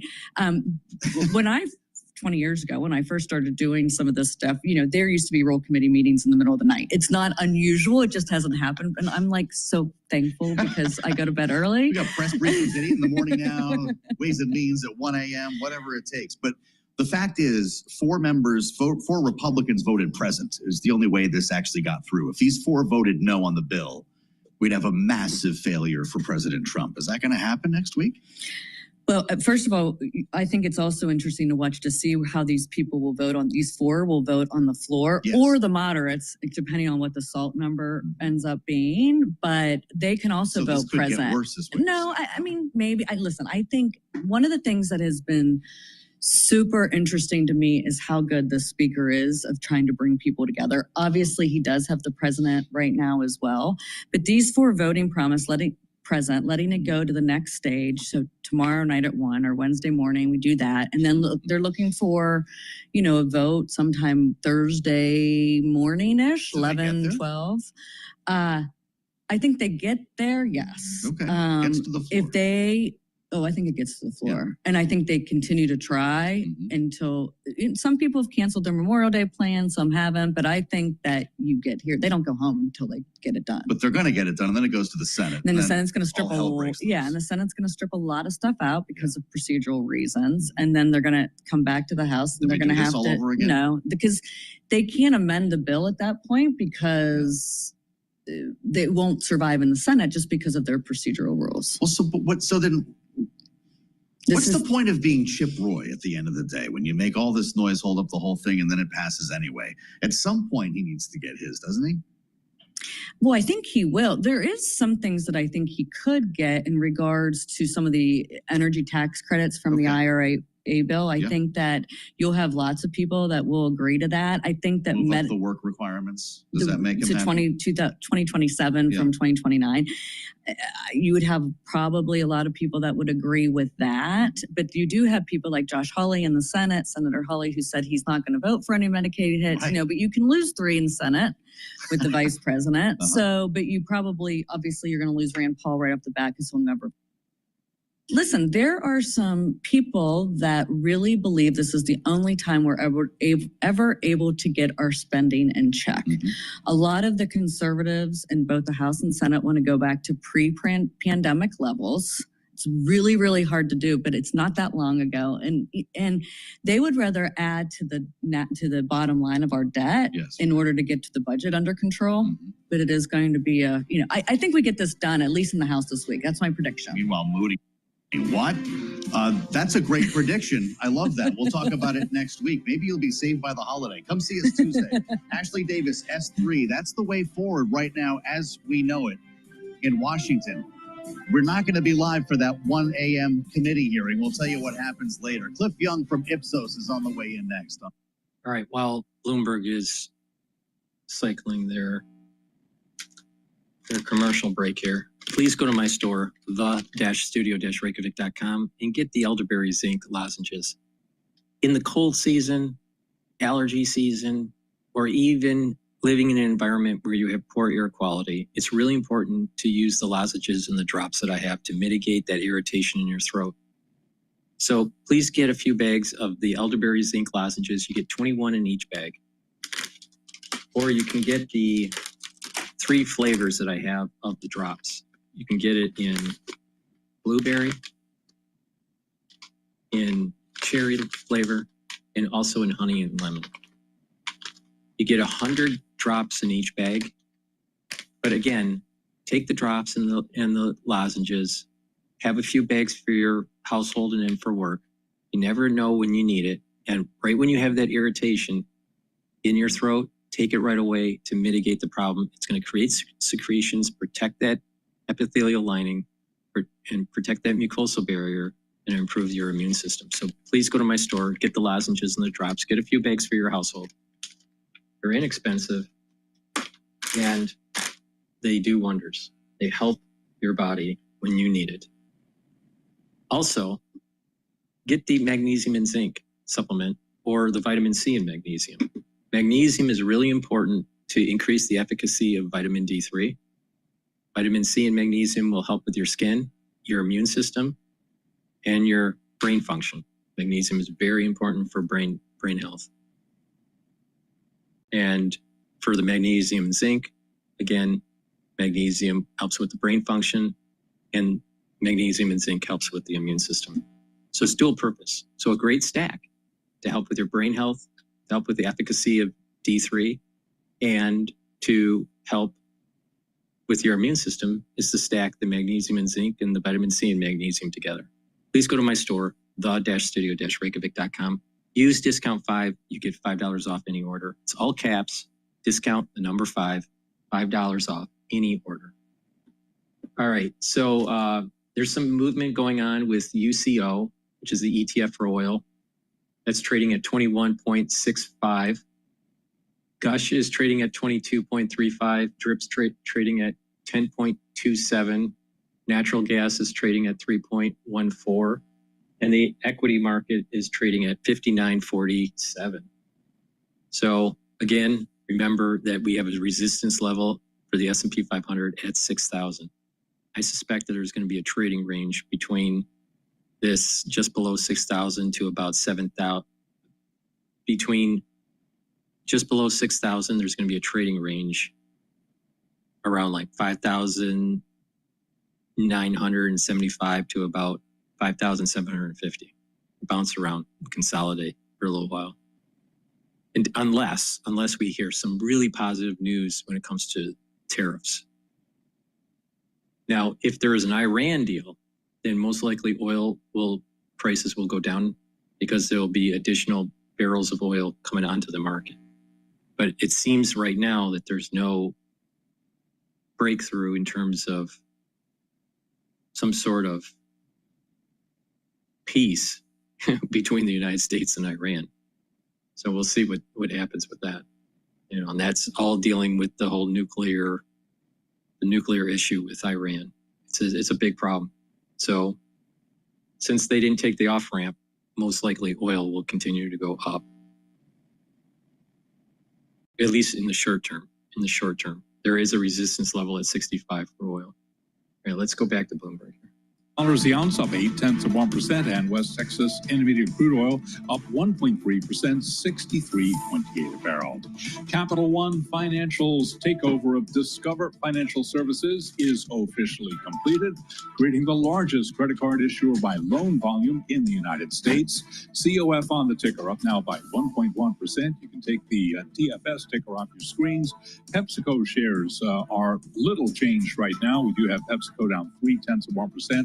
After completing its $1.95 billion acquisition of the soda brand Poppi. And Commerce Secretary Howard Lutnick has sold his stakes in the Wall Street Business Group he ran for more than 3 decades, passing ownership to his children and private outside investors. Recapping, the Dow up 0.1%, S&P down 0.2%. For on-demand news 24 hours a day, subscribe to Bloomberg News Now, wherever you get your podcasts. Balance of Power continues right now. Back with once again, your host, here he is, Joe Matthew. Charlie, thank you so much. Pretty remarkable to see the markets hanging in there, even positive numbers after what happened on Friday evening. We felt the earth shake when Moody's weighed in with the downgrade, but clearly everyone seems to be going along with the Scott Bessent line from Sunday morning. Backward looking. I'm Joe Matthew in Washington. It's great to have you with us here on Bloomberg Radio, satellite radio channel 121, on YouTube, where you can find us by searching Bloomberg Business News Live, and now on Bloomberg Originals. Welcome to the most original political program on the radio. We're going to do this every day from now on. It's a great honor to be on Bloomberg Originals. I'm glad if you're finding us right now for the first time that you're part of our conversation every day here in Washington. How about the next 100 days? Well, we're in them now. And our friend Cliff Young at Ipsos has been running numbers here, knowing that things got a little bit deeper. The waters got a bit deeper for President Trump, as I mentioned on Friday with that Moody's downgrade. There are a lot of questions going forward here, not only about tariff policy, but what happens to tax policy and who's going to pay for it on. That could add trillions to the debt and deficit if we don't get the pay-fors that many are asking for, that Moody's is looking for, along with, this morning in an early briefing at the White House. Here's what she said. The world has confidence in the United States of America and our economy once again. Oil prices are dropping, gas prices are dropping. The president has added nearly 500,000 jobs to the American economy already. So there's a lot of optimism in this economy, and the president disagrees with that assessment. Yes, cautious optimism, according to Ipsos. The next 100 days, friction, uncertainty, but cautious optimism, writes Cliff Young, who's with me right now, Ipsos Public Affairs President for the U.S. It's great to see you. Welcome back, as always. It's great to be here, John. You've got the benefit of a slightly longer view than those of us who are in each wrinkle as we wait for the headline on when the phone call is going to end and so forth. Broadly speaking, despite all the stuff I just said, the president's actually doing better in approval ratings than he was weeks ago. Yeah, he's in a better place. If you look at Ipsos numbers or the average of all the polling firms out there, all the polling numbers, he's improved a point or two since, let's say, the beginning of the month. And I think that has a lot to do with him stepping off the gas a bit. Interesting. He was creating a lot of friction around the edges. He was confronting conventions and norms. People don't like that. They're worried, obviously, about potential inflation linked to tariffs. And all that has sort of tampered down a bit. Interesting that this may have coincided with his pulling back on China for a bit, right? We'll give that a breather, maybe an agreement in principle, whatever we go home thinking, reciprocal tariffs under review. What happens, though, when that review ends and maybe some of this stuff kicks back in? Well, it's going to be ultimately about whether there's negative impact in people's day-to-day lives. Right now, it's all noise. It's news. It's not concrete, right? And people are worried about that. Public opinion is worried about that. But we really won't see the impact, if there's going to be an impact, until it affects, if it does affect, people's ability to make ends meet. Give me a reality check on this Moody's headline, because at Bloomberg, that's a big deal. 10 years back above 4.5%. You say, oh my God, the market's going to tank. It's not, clearly. And I wonder what people really think of this. Does a Moody's downgrade to AA1 mean anything to somebody who's trying to figure out how to pay the bills this month? No, not at all. They don't know what it even is, right? Ultimately, these are things that elites and bankers and people in Wall Street and people that run companies are worried about, less so about someone in trying to make ends meet, putting food on the table. But ultimately, it runs in part counter to what we're seeing in public opinion. Like we said before, we're in a period of a lull. There is trepidation, there is unease about the present, but there are glimmers of hope looking forward for people. I'm fascinated by the push and pull when it comes to tariffs based on what you found. Americans do not see the near-term benefit of tariffs. Americans do, however, see the long-term benefits, but are split on whether the pain is worth it. How do we rationalize that? Well, they're worried about things today, right? Like I said before, there's a lot of trepidation and unease, and it doesn't matter the poll, the question, the indicator, we see it in a general sense. When we talk about the potential benefit of tariffs, generation of jobs, bring manufacturing back to U.S., a majority of Americans say, yes, I can see where tariffs make sense. I'm in favor of that. But I'm not quite sure I want to suffer the pain needed to get there. Doesn't that say more about our society, the way that we look at things? Like, hey, I know it's going to pay off, but I'm not sure I'm actually willing to pay it. Yeah, I think most people need to think in the short term. They need to think about how to make ends meet. They need to worry about how much money is left over at the end of the month. And that's just an indicator of that. Incredible. As we wait to hear from the president on this phone call with Vladimir Putin, you find that Republicans are still being seen stronger on immigration, on the economy, on inflation, and yes, foreign policy. Are people paying attention to wars on the other side of the world? Not much. I mean, they're really worried about immigration on the one hand, the cost of living on the other, and Republicans are strong on those points. Trump is strong on those points, and they have been historically. Foreign policy, less so. They get good marks, that is, Republicans do, but people are much less worried about what's going on in the Ukraine or in the Middle East, and much more worried about how to make ends meet. Right, absolutely. And I guess we're going to be hearing more about this now. When it comes to messaging, there's been a big question about the way this White House is flooding the zone, as they say. I think you're suggesting that maybe things are improving because the zone isn't quite so flooded, the cadence that we've seen. But the messaging around inflation specifically, talking about kids not being able to have as many toys, was one that kind of hung around the president's neck here. Scott Bessent over the weekend suggesting that, maybe Walmart needs to eat some of this, as the president said in a Truth Social post. It's been impacting the soft data, as we say, consumer sentiment, consumer expectations. We have yet to see it really creep into the hard data. But you're a pollster. You're an expert on this. Do you have a sense of at what point people lose patience? The honeymoon period ends. Yeah, there's a lot of noise once again. And like I said before, there's a pessimism about the present. We have seen some sort of behavioral change among households.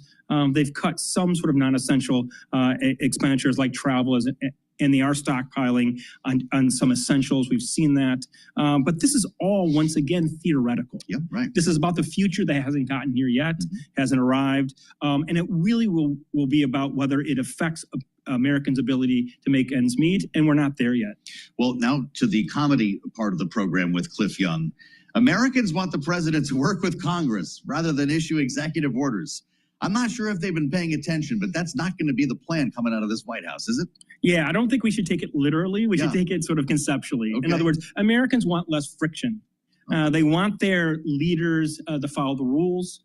They don't like it when they're thwarted. There's been a lot of that. A lot of that. And that's why, why he dropped in the numbers. That's why he outstripped the historical average for the first 100 days. He was at 6-point decline versus a 3-point decline. These were the Doge executive actions or any all of them all together, right? And like that's what, and today what we're seeing a bit, as you've already said, Joe, is him stepping off the pedal a bit.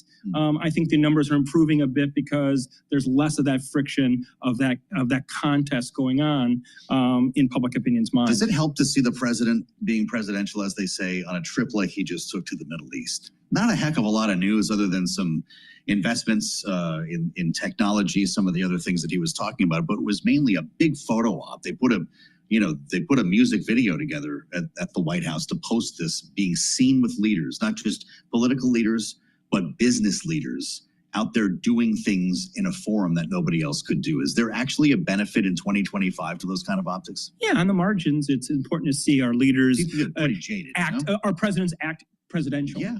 And I think these sorts of initiatives, activities, actions go to seeing public opinion tamper down a bit. It won't have a huge impact, but it does have an impact.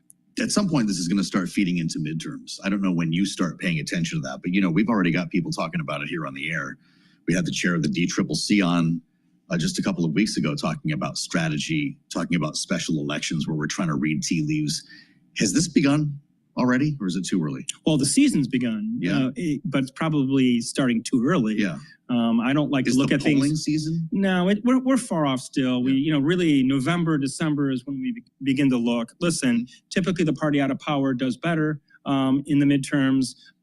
Normally, the party out of power, the Democrats, in this case, gain seats in the House, typically take back the House. Sure. That's probably going to be the trend, at least. The Democrats probably will trend better. But let's see where we are, especially with this administration going into next year. Multiple lifetimes between now and then, but I'm always pushing it here. What are your clients asking you about? People should know that Cliff Young doesn't just sit here and talk to guys like me. You're actually out interfacing with clients on a granular level, running numbers like the ones we're talking about. What's the most important question you're getting at the moment? They want to understand the contours of the future. Not necessarily what's going to happen. Nothing easy about but that. What can we expect, right? I think, at this point, a lot of our charge, a lot of our sort of objective, or my objective, is to say, listen, things are not as bad as you think they are. Trump is actually in a better place than many believe. Public opinion is worried today, but there's glimmers of hope looking forward. Just those two statements is a way to sort of understand the contours of what will happen. Interesting. That is we're under the next 100 days, as you pointed out at the top of your deck. That's only 100 days plus into the administration. Will they start caring less at a certain point? When does this get boring? No, I think with this administration, never. And this politician and this president, never. Yeah. That says a lot. Job security for Cliff Young. Yeah, good for business. It's good for business. So keep coming back to see us. From Ipsos, Cliff Young, live in Washington. I'm Joe Matthew. Thanks for being with us here on Balance of Power. Let me do a quick plug for the store here. Please go to my store, the-studio-reykjavik.com, and get the collagen. This collagen is dual purpose. It's going to help with your skin, your hair, your nails, your musculature, your bone structure, your cartilage, and your joints. Very important to take every day. This is a month's supply. It's a powder. You get a big scooper in this. Mix it with soft foods, filtered water, a smoothie, milk. Some people even put it in coffee. So please go to my store, the-studio-reykjavik.com. Get this collagen. It has an extensive amino acid profile. Take a look at the label on my store, the-studio-reykjavik.com. The link is in this video and all my videos. So click the link, go to the store, purchase the products, use discount 5, and you get $5 off. Let's talk about another stack that's important here. We're going to talk about brain health, helping with your immune system, cardiovascular system. Ashwagandha root will help to control your cortisol levels and your blood glucose levels. That will reduce inflammation. That's bringing down the inflammatory response. That will help with your vascular system by reducing inflammation at the vascular level. You're reducing chances of plaque formation. And ashwagandha root is going to help with the immune system. So please go to my store, the-studio-reykjavik.com, get the ashwagandha root. Another very important supplement to take to help with your cardiovascular health is omega-3. Omega-3 will bring down inflammation, help with clotting. It'll help to prevent overclotting, because what it does is it prevents the red blood cells from over sticking. Sometimes when your red blood cells stick too much, you'll get clots. So omega-3 will prevent that from happening. And omega-3 is really important to lower your LDL levels and increase your HDL levels. Therefore, it's helping with your lipid profile, and a better lipid profile means less LDL being oxidized, which means less plaque formation. Very important to take omega-3. Stack it with ashwagandha root, and that helps with your cardiovascular health and your immune system. Now let's talk about brain health. Proper sleep is really important. Take the Good Night formula every night. This has tryptophan, melatonin, GABA, and passion flower in it.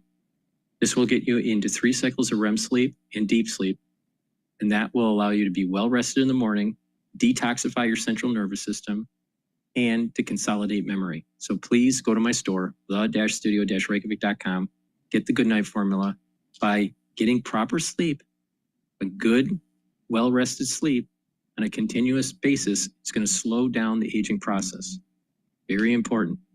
So please go to my store, get the Good Night formula, the omega-3, and the ashwagandha root, stack them together, and it's helping with your brain health, cardiovascular health, and your immune system. Use discount 5 and you get $5 off any order. Click the link in the description of this video and all my videos. I'll take you to the store. It's the-studio-reykjavik.com.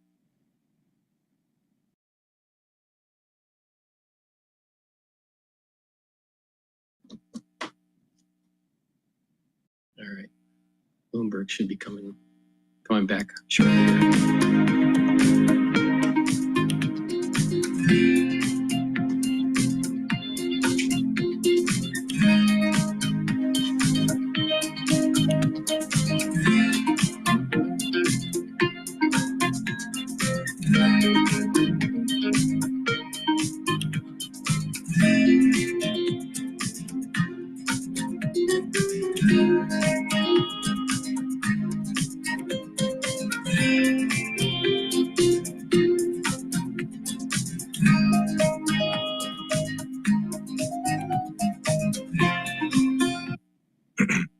Since we're still waiting on Bloomberg, please go to my store and get the vitamin D3. This helps with gene expression. D3 is a gene expression cofactor, very important. It also helps to get rid of cells that need to go into apoptosis, extremely important if cells have been infected. So D3 helps with getting rid of cells that need to die. So D3 also helps to absorb calcium. Very important. It helps with your cardiovascular health and also bone density. Vitamin D3 works better when you take magnesium in your diet or through supplementation. So make sure you take magnesium on a regular basis. But take vitamin D3 to help improve your overall health. Very important. And stack it with K2, MK7 molecule. Vitamin K2 is important for your vascular health and for bone density. When you stack them together and you do resistance training and taking calcium, you're going to improve your bone density. But it's very important to do resistance training. So take the D3 and the K2 together, do the resistance training. Also, D3 and K2 will help to pull out some of that calcium that is depositing around plaque and also reduce the chances of further calcium depositing around that plaque formation. So it will help with your cardiovascular health. So make sure you take the K2 and the D3. It's dual purpose, helps with your bone density and your cardiovascular health. The morning, we did have the S&P down by 0.1%. Nasdaq right now down 0.3%. 10-year yield 4.48%, with a 2-year currently yielding 3.98%. Gold now up 0.9%. Spot gold 32.33 the ounce, and West Texas Intermediate crude up 1.4%, 63.36 per barrel of WTI. April housing activity is the focus of this week's U.S. economic agenda. And with a look ahead, here's Bloomberg's Vinny Del Giudice. Numbers on new home sales are set for Friday, and Wall Street anticipates an April loss. Economic outlook, mortgages and costs are weighing on demand. Tariffs are poised to strike building materials. The supply of new homes for sale is the highest since the Great Recession 17 years ago. Builders are pulling back on spec homes, which contractors start without a buyer. Also this week, data on home resales Wednesday could show a modest gain. Vinny Del Giudice, Bloomberg Radio. Walmart lower, as President Trump says the retailer should stop trying to blame tariffs as the reason for raising its prices. You'll recall Walmart's comments last week during its earnings report. Walmart right now down 0.2%. Two key retailers will be reporting this week when we hear from both Target and Home Depot. Shares of both companies lower right now. Also today, we have got the Dow, the S&P, NASDAQ trading mixed, with the S&P down 8, down 0.1%. And briefly, Microsoft adding models from Elon Musk's xAI to its artificial intelligence marketplace, including Grok 3, which will be available on Microsoft's cloud computing platform. Balance of Power continues now, and back we go to Washington. Once again, your host, here he is, Joe Matthew. All right, Charlie Pellet. Moody's what? Amazing to see that market today after the downgrade late Friday. Thanks for being with us here on this Monday edition of Balance of Power on Bloomberg Radio, satellite radio channel 121 on YouTube, and now, yes, on Bloomberg Originals. It's pretty hard to avoid us here on the fastest show in politics as we wait for word from the White House here on the call. It started about 2 hours ago, 10:40 a.m. Washington time. Trump and Putin on the line, talking, of course, about the war in Ukraine. When we learn that the call has ended, of course, we'll let you know, and you better believe I'm refreshing Truth Social here. It's not just Jeannie. We're all on it now, trying to find out exactly what the president has to say.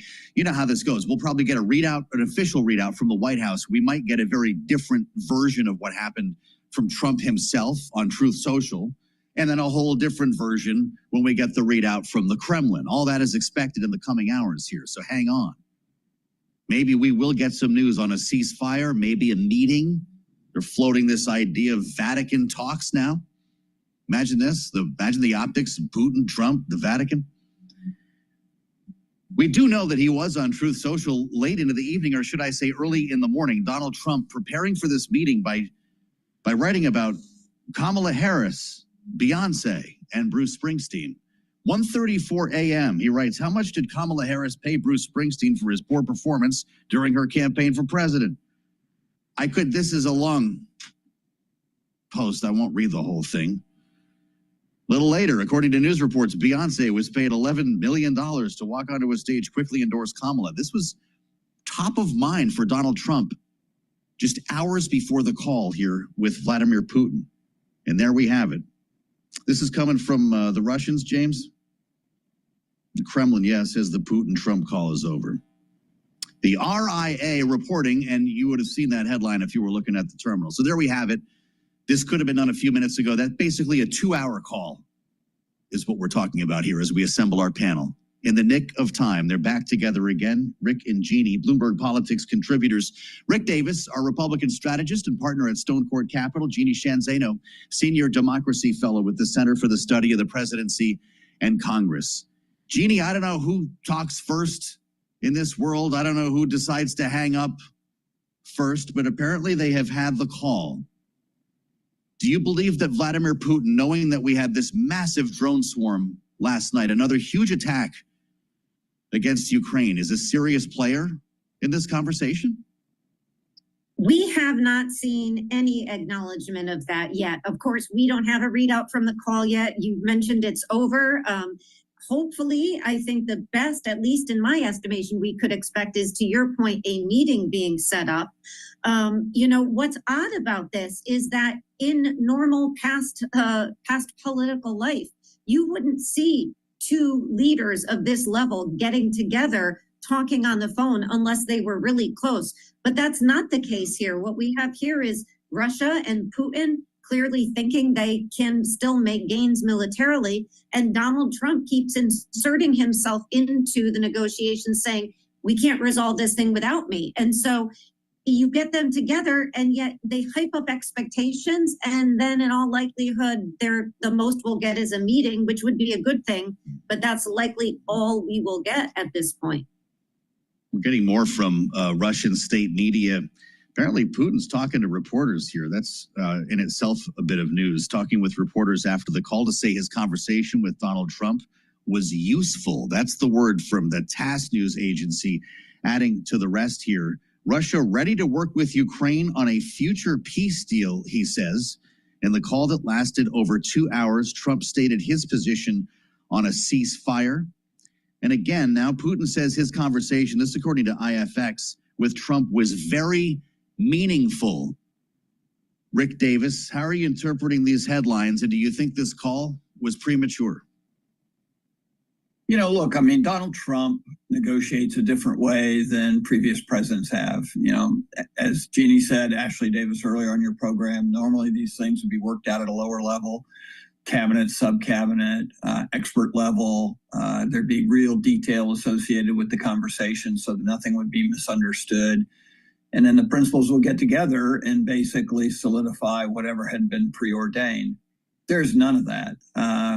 Yes, Marco Rubio, our Secretary of State, has been meeting with his counterpart in Russia. No telling what has come out of that other than Russia's repeated increase in attacks on Ukraine throughout this, quote, peace process.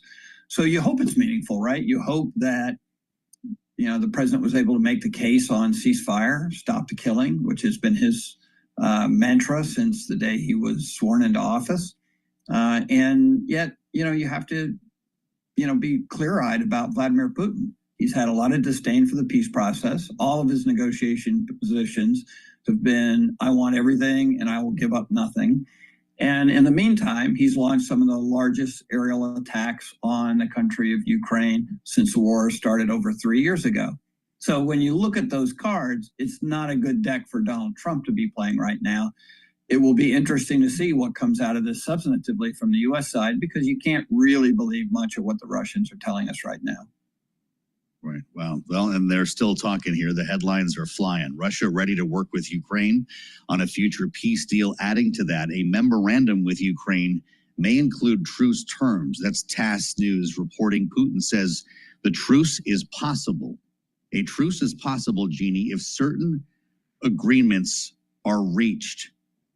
We should note first, and you're right, producer James, it's really fascinating to me that the Kremlin's getting the jump on this. We have not heard from the White House yet, nor have we from Donald Trump as an individual on Truth Social. This is all coming from Moscow here, knowing that this, of course, is the invader, Jeannie. Will the invader set the terms of the truce? You know, that's part of the problem. One of the latest things we heard from Russia was that they wanted to keep portions of Ukraine that they have not even annexed yet, and that's certainly a non-starter. And this is one of the things that Zelensky has been trying to implore both J.D. Vance and the president, that they are being played by Vladimir Putin. What does Vladimir Putin want? He wants to buy time without the U.S. continuing to give military and intelligence support to Ukraine so that he can gobble up as much as he can get what he wants militarily, and then potentially go to the table once he's satisfied himself.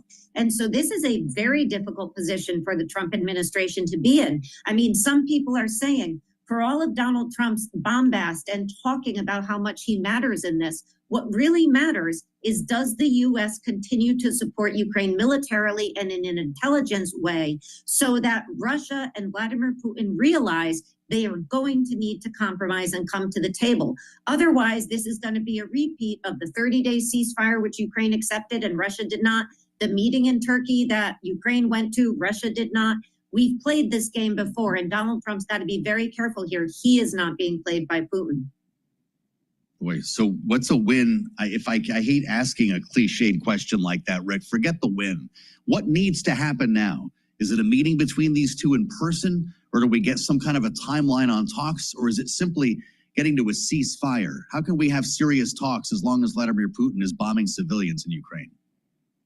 Yeah, look, it's a good question. When you have one person really dictating the flow of this war since day one, what's it going to take to get that person off the position that they've been in for so long? It's really hard to tell. Efforts to get a brokered deal between principals failed in the first month of the Trump administration. I think Donald Trump really believed that Putin would give him what he wants on this deal, and he didn't. Then there were efforts to try and get delegations to meet, as the most recent version of that, to create a ceasefire in Istanbul. That failed miserably. Europe had a deadline of May 12th to start imposing crippling sanctions on Russia if there was not a ceasefire deal in place. Well, it's been a week, and the group of the willings don't seem to be willing to have those sanctions done yet. So it's really a cauldron of different issues that are mixing together. And I'm sure that's why the president felt he had to, stake his reputation on trying to bust this thing loose, because everything else has failed to date. What needs to follow this meeting, Jeannie, because it does not appear that a lot of progress was made? I think what's going to need to happen is, hopefully a face-to-face meeting at some point. But I really do think it is going to have to be the United States and Europe, to Rick's point, continuing to show that they are in full support of Ukraine militarily from the U.S. and intelligence-wise from the U.S. and their European allies. That is the only thing that we can see at this point that is going to dissuade Putin from this idea that he can wait out the U.S. and eventually we're going to go away, we're going to focus at home and let Ukraine suffer over there. If he continues to believe that, he has no reason to stop fighting. And what happened over this weekend with these drone attacks, it was very devastating and a sign that this is not serious in terms of his willingness to stop this attack. Look at this, Rick. Vladimir Putin talking to reporters. I thanked the U.S. for support in resumption of direct talks with Ukraine. He's no stranger to the flattery game either when it comes to Donald Trump, is he? No, I mean, first of all, he is a trained KGB agent in infiltration and propaganda. So when you start with that as your career basis, you know that he's going to understand the psychops of getting under Donald Trump's skin. And I'm sure 2 hours on that call, most of it was spent undermining the president's commitment to Vladimir Zelensky. Putin's been successful at doing that before, and he probably was today. Now the president is committed to picking up the phone and talking to Zelensky. And that's probably the readout we care most about, because up until this point in time, Trump's approach, coddling Putin, try to get him sucked into a deal, hasn't worked, and he's basically berated Vladimir Zelensky for the last 3 months to try and get him to a place where he would do a deal. And he has been there. So now what do you do? I think the president is quickly losing options because he's playing all these out and those cards aren't really winning. So how we get to a place where there's a constructive process in place to try and stop the bloodshed and figure out what a truce looks like, I don't see the mechanics of being there right now. Well, we've still only heard from the Russians on this. Still no Truth Social post, interestingly, and no readout officially from the White House, although this is something else. As Vladimir Putin continues to talk with reporters overseas, the point now, he says, is that Russia and Ukraine would find compromises. The main thing is to eliminate root causes of the crisis. The invader, of course, speaking here about root causes of the crisis. We'll have a lot more as we learn more. And in our second hour, we may well get. Let me talk about a stack that will help with your neuro health, your cardiovascular health, and your metabolism.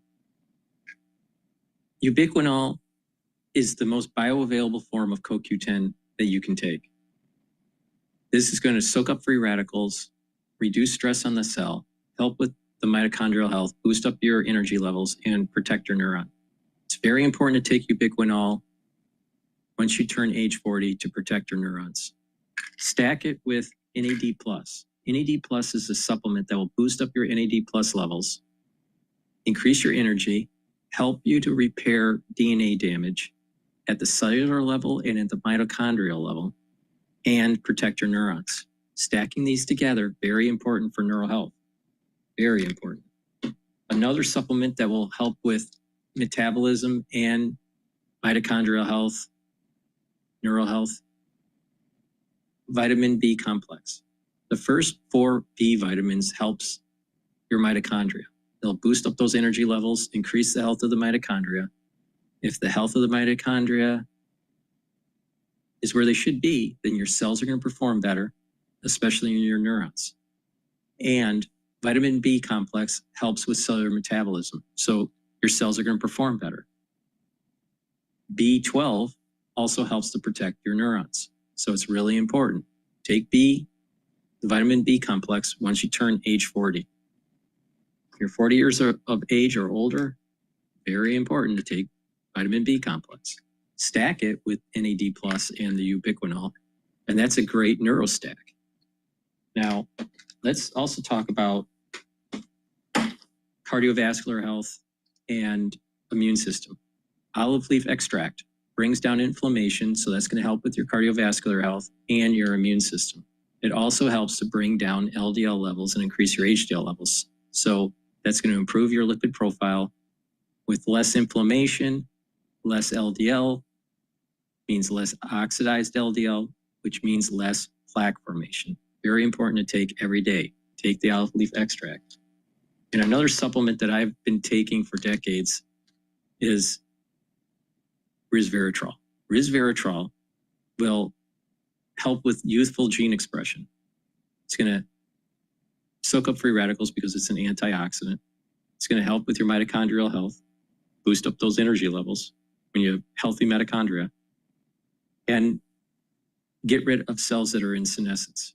So take resveratrol every day, stack it with C60, NAD+, ubiquinol. Those are great stacks.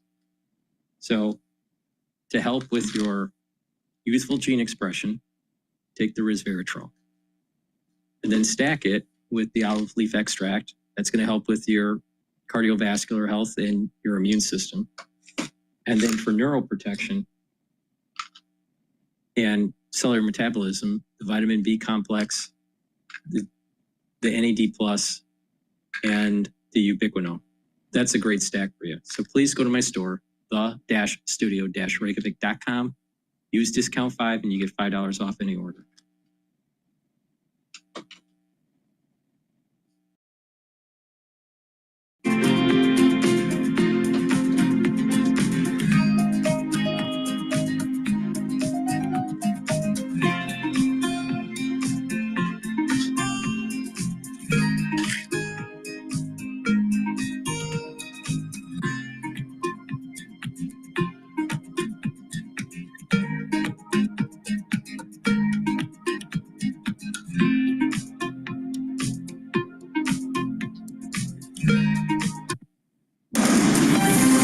From the world of politics to the world of business, this is Balance of Power.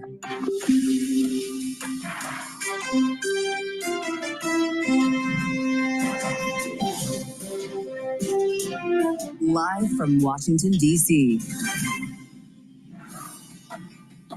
The call lasted over 2 hours. Welcome to the Monday edition of Balance of Power as President Trump and Vladimir Putin wrap their call about the war in Ukraine with big questions still about the way forward. Thanks for joining us. I'm Joe Matthew alongside Kaylee Lines in Washington. Kaylee, this is going to be interesting. Over the course of the next hour, we anticipate a readout, likely from the White House, if not Donald Trump himself, on Truth Social. With what we've heard so far from Moscow, maybe not the most productive call. Yeah, Russian state media reporting that, as you said, this was a 2-hour phone call, that Vladimir Putin found this conversation useful. And interesting to see the TASS headlines in particular, that Putin says a truce is possible if certain agreements are reached. The question is whether the U.S. Side, President Trump or the White House, gives any more detail on what those agreements actually would be or how quickly they could be made, knowing the president has been demanding a ceasefire now. We're not going to get one yet, at least no word of a meeting as well. And talking about eliminating root causes of the crisis, the words of Vladimir Putin sound a lot like the language he was using before the invasion actually happened. Well, it's a very good point. And of course, there's the conversation with Vladimir Zelensky that President Trump also had, interestingly, before speaking with Putin today. So we'll get the latest on all of that from the White House. Plus, we have to check in on what's happening in Congress. Yes, indeed. Now, the Budget Committee finally did it, took a nighttime Sunday hearing to do it, and votes of present from conservative holdouts rather than outright voting no. But there is still a lot of legwork to do if the Speaker wants this thing to pass before recess. That's for sure. The members of the Freedom Caucus holding their nose, voting present, suggesting that they still have to be convinced that this is a good idea. And Kaylee, we could see a floor vote in the next couple of days. Greg Stanton Democratic congressman from Arizona is going to join us with this and a lot more. He's on Foreign Affairs Committee and will likely want to weigh in on that phone call we just talked about. Yeah, we're looking forward to that conversation. But of course, we also are tracking the markets today in the aftermath of the Moody's downgrade on Friday. Charlie Pellet has a look for us. And Charlie, it's quite the reversal. Indeed. And I tell you, your co-host summed it up last hour for us on radio with Joe Matthews saying, Moody's, what Moody's? Right now we have got the S&P 500 index in the green. Significant turnaround from the early going at the worst level of the day. We did have the S&P down more than 1%, but right now on the screen, we're looking at a gain of 1 point, but positive rather than negative on the S&P. The Dow up 118 now. That is a gain of 0.3%. NASDAQ lower by 23, drop there of 0.1%. The 10-year 4.48% with the 2-year currently yielding 3.98%. Spot gold up $28, the ounce up 0.9%. West Texas Intermediate crude up 0.5%, 62.81 per barrel of WTI.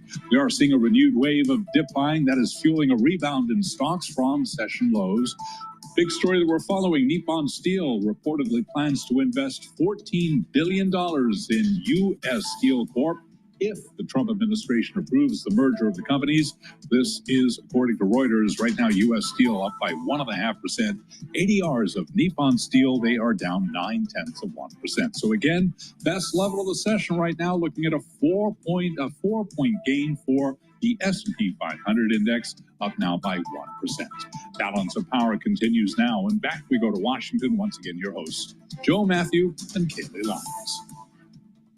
All right, Charlie Pellet tracking the market action for us. Thank you so much. Incredible indeed to see a largely shrugging off of a credit downgrade when we consider the full faith and credit of the United States of America, and Moody's perhaps increased doubt about that given what's ongoing on Capitol Hill in regard to the U.S. fiscal situation. We'll have more on that in just a minute. But of course, we are still at this hour watching The Wire to see when a readout from the White House or a True Social post from President Trump will come after his 2-hour-long phone call with the Russian President Vladimir Putin. Of course, Russia has already given us its take through state media. A helpful conversation, according to Vladimir Putin, suggesting that there could be an opportunity for a truce. It could be possible if certain agreements are reached, but we're still awaiting further details. Yeah, look, this is a big day at the White House, regardless of what happens. It's something we've talked about a lot. And whenever these two get together, there's typically news. Whether they were in the Situation Room, presumably, it's unclear. We're still waiting for a lot of details on this. So why don't we get to the White House right now, reporting from the North Lawn, Bloomberg's Tyler Kendall. What do we know, Tyler?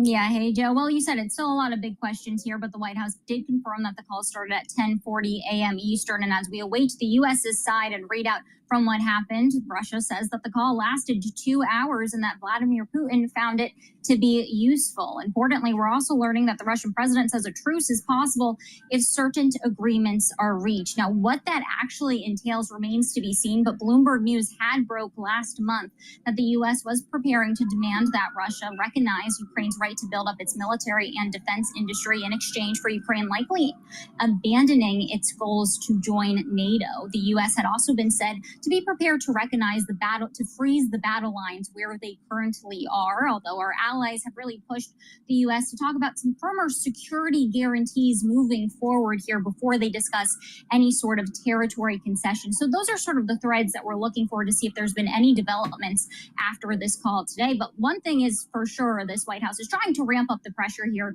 on both sides to reach an agreement. In fact, you had the White House press secretary, Caroline Leavitt, earlier today saying President Trump is growing frustrated. The president has made it clear his goal is to see a ceasefire and to see this conflict come to an end. And he's grown weary and frustrated with both sides of the conflict. The president and his team have put an enormous amount of effort. So going into this call, Bloomberg News had some pretty incredible reporting out this morning that Vladimir Putin felt that he had the upper hand going into these talks and that Russia feels that it can break through Ukraine's defenses by the end of this year. We should say that Western military assessments do not agree with that and that it likely signaled to us that Vladimir Putin was not prepared, Joe and Kaylee, to make any meaningful concessions during this phone call, but we'll have to wait and see. All right, Bloomberg's Tyler Kendall live on the North Lawn of the White House. Thank you so much. Of course, President Trump pushing for a deal between Russia and Ukraine, but he's also pushing for a deal today in Congress. He has been pushing for this for some time. He wants to make sure his massive legislative agenda is passed through the budget reconciliation process with all of the tax cuts that he wants. Spending curbs as well, of course, are part of this. The thing is, Joe, that there's still a lot of remaining question marks, even though the bill was able to advance through the budget committee late last night. It still faces a steep hurdle in the rules committee later on this week. And then, of course, if it can get to a full floor vote, there's not a guarantee that the votes right now are there. Not at all. You've got 4 individuals, Republicans, potentially voting no here. They voted present last evening. It was a squeaker, 17-16. It barely got out of committee, Kaylee. And as we've discussed, it's these same gentlemen, specifically Chip Roy and Ralph Norman, who are also on the Rules Committee. So we're about to go through this all over again. And I don't know if you saw the time in which that committee hearing was scheduled, but it might be a late night. Or early morning, I guess. What's that 1 a.m. Eastern time is when they will convene. Is that the 74 or 72-hour rule thing, or what's the deal with 1 in the morning? I think because budget passed it so late Sunday, you have to have enough, like a 48-hour period for the minority to respond. And there you go. All of a sudden it's 1 a.m. and lawmakers are going to have to be trying not to fall asleep in this hearing, as we saw in the markups last week. So let's get into all of this now and turn to Megan Scully, who leads our Capital Influence team here in Washington. Megan, I don't know if this means you're going to have to be live and online in the wee hours of Wednesday. If so, I'm so sorry. But before we can get to that point, what needs to happen between now and then? If Wednesday or Tuesday night, I guess it's Wednesday morning. That's correct, yes. Yeah. If that's to be successful, what needs to happen over the remaining hours? Yeah, so first I should say I'm seriously questioning my life choices at this point, but basically they need to come to a deal. So these 4 ultra conservatives in the budget committee, which we had expected to just rubber stamp this deal, essentially withheld their votes last night on the promise that they would get something that they like out of Speaker Johnson. But Johnson here is having to, he has to appease 3 very disparate camps of Republicans here. You have the ultra conservatives, the fiscal hawks. Then you have the SALT types, the lawmakers from New York and New Jersey and California who want to see that increased beyond what the levels that are currently set in the bill of $30,000, go well beyond that. But then you also have this third group that a lot of people are forgetting about, which are people like Brian Fitzpatrick from Pennsylvania, who are really concerned about Medicaid cuts.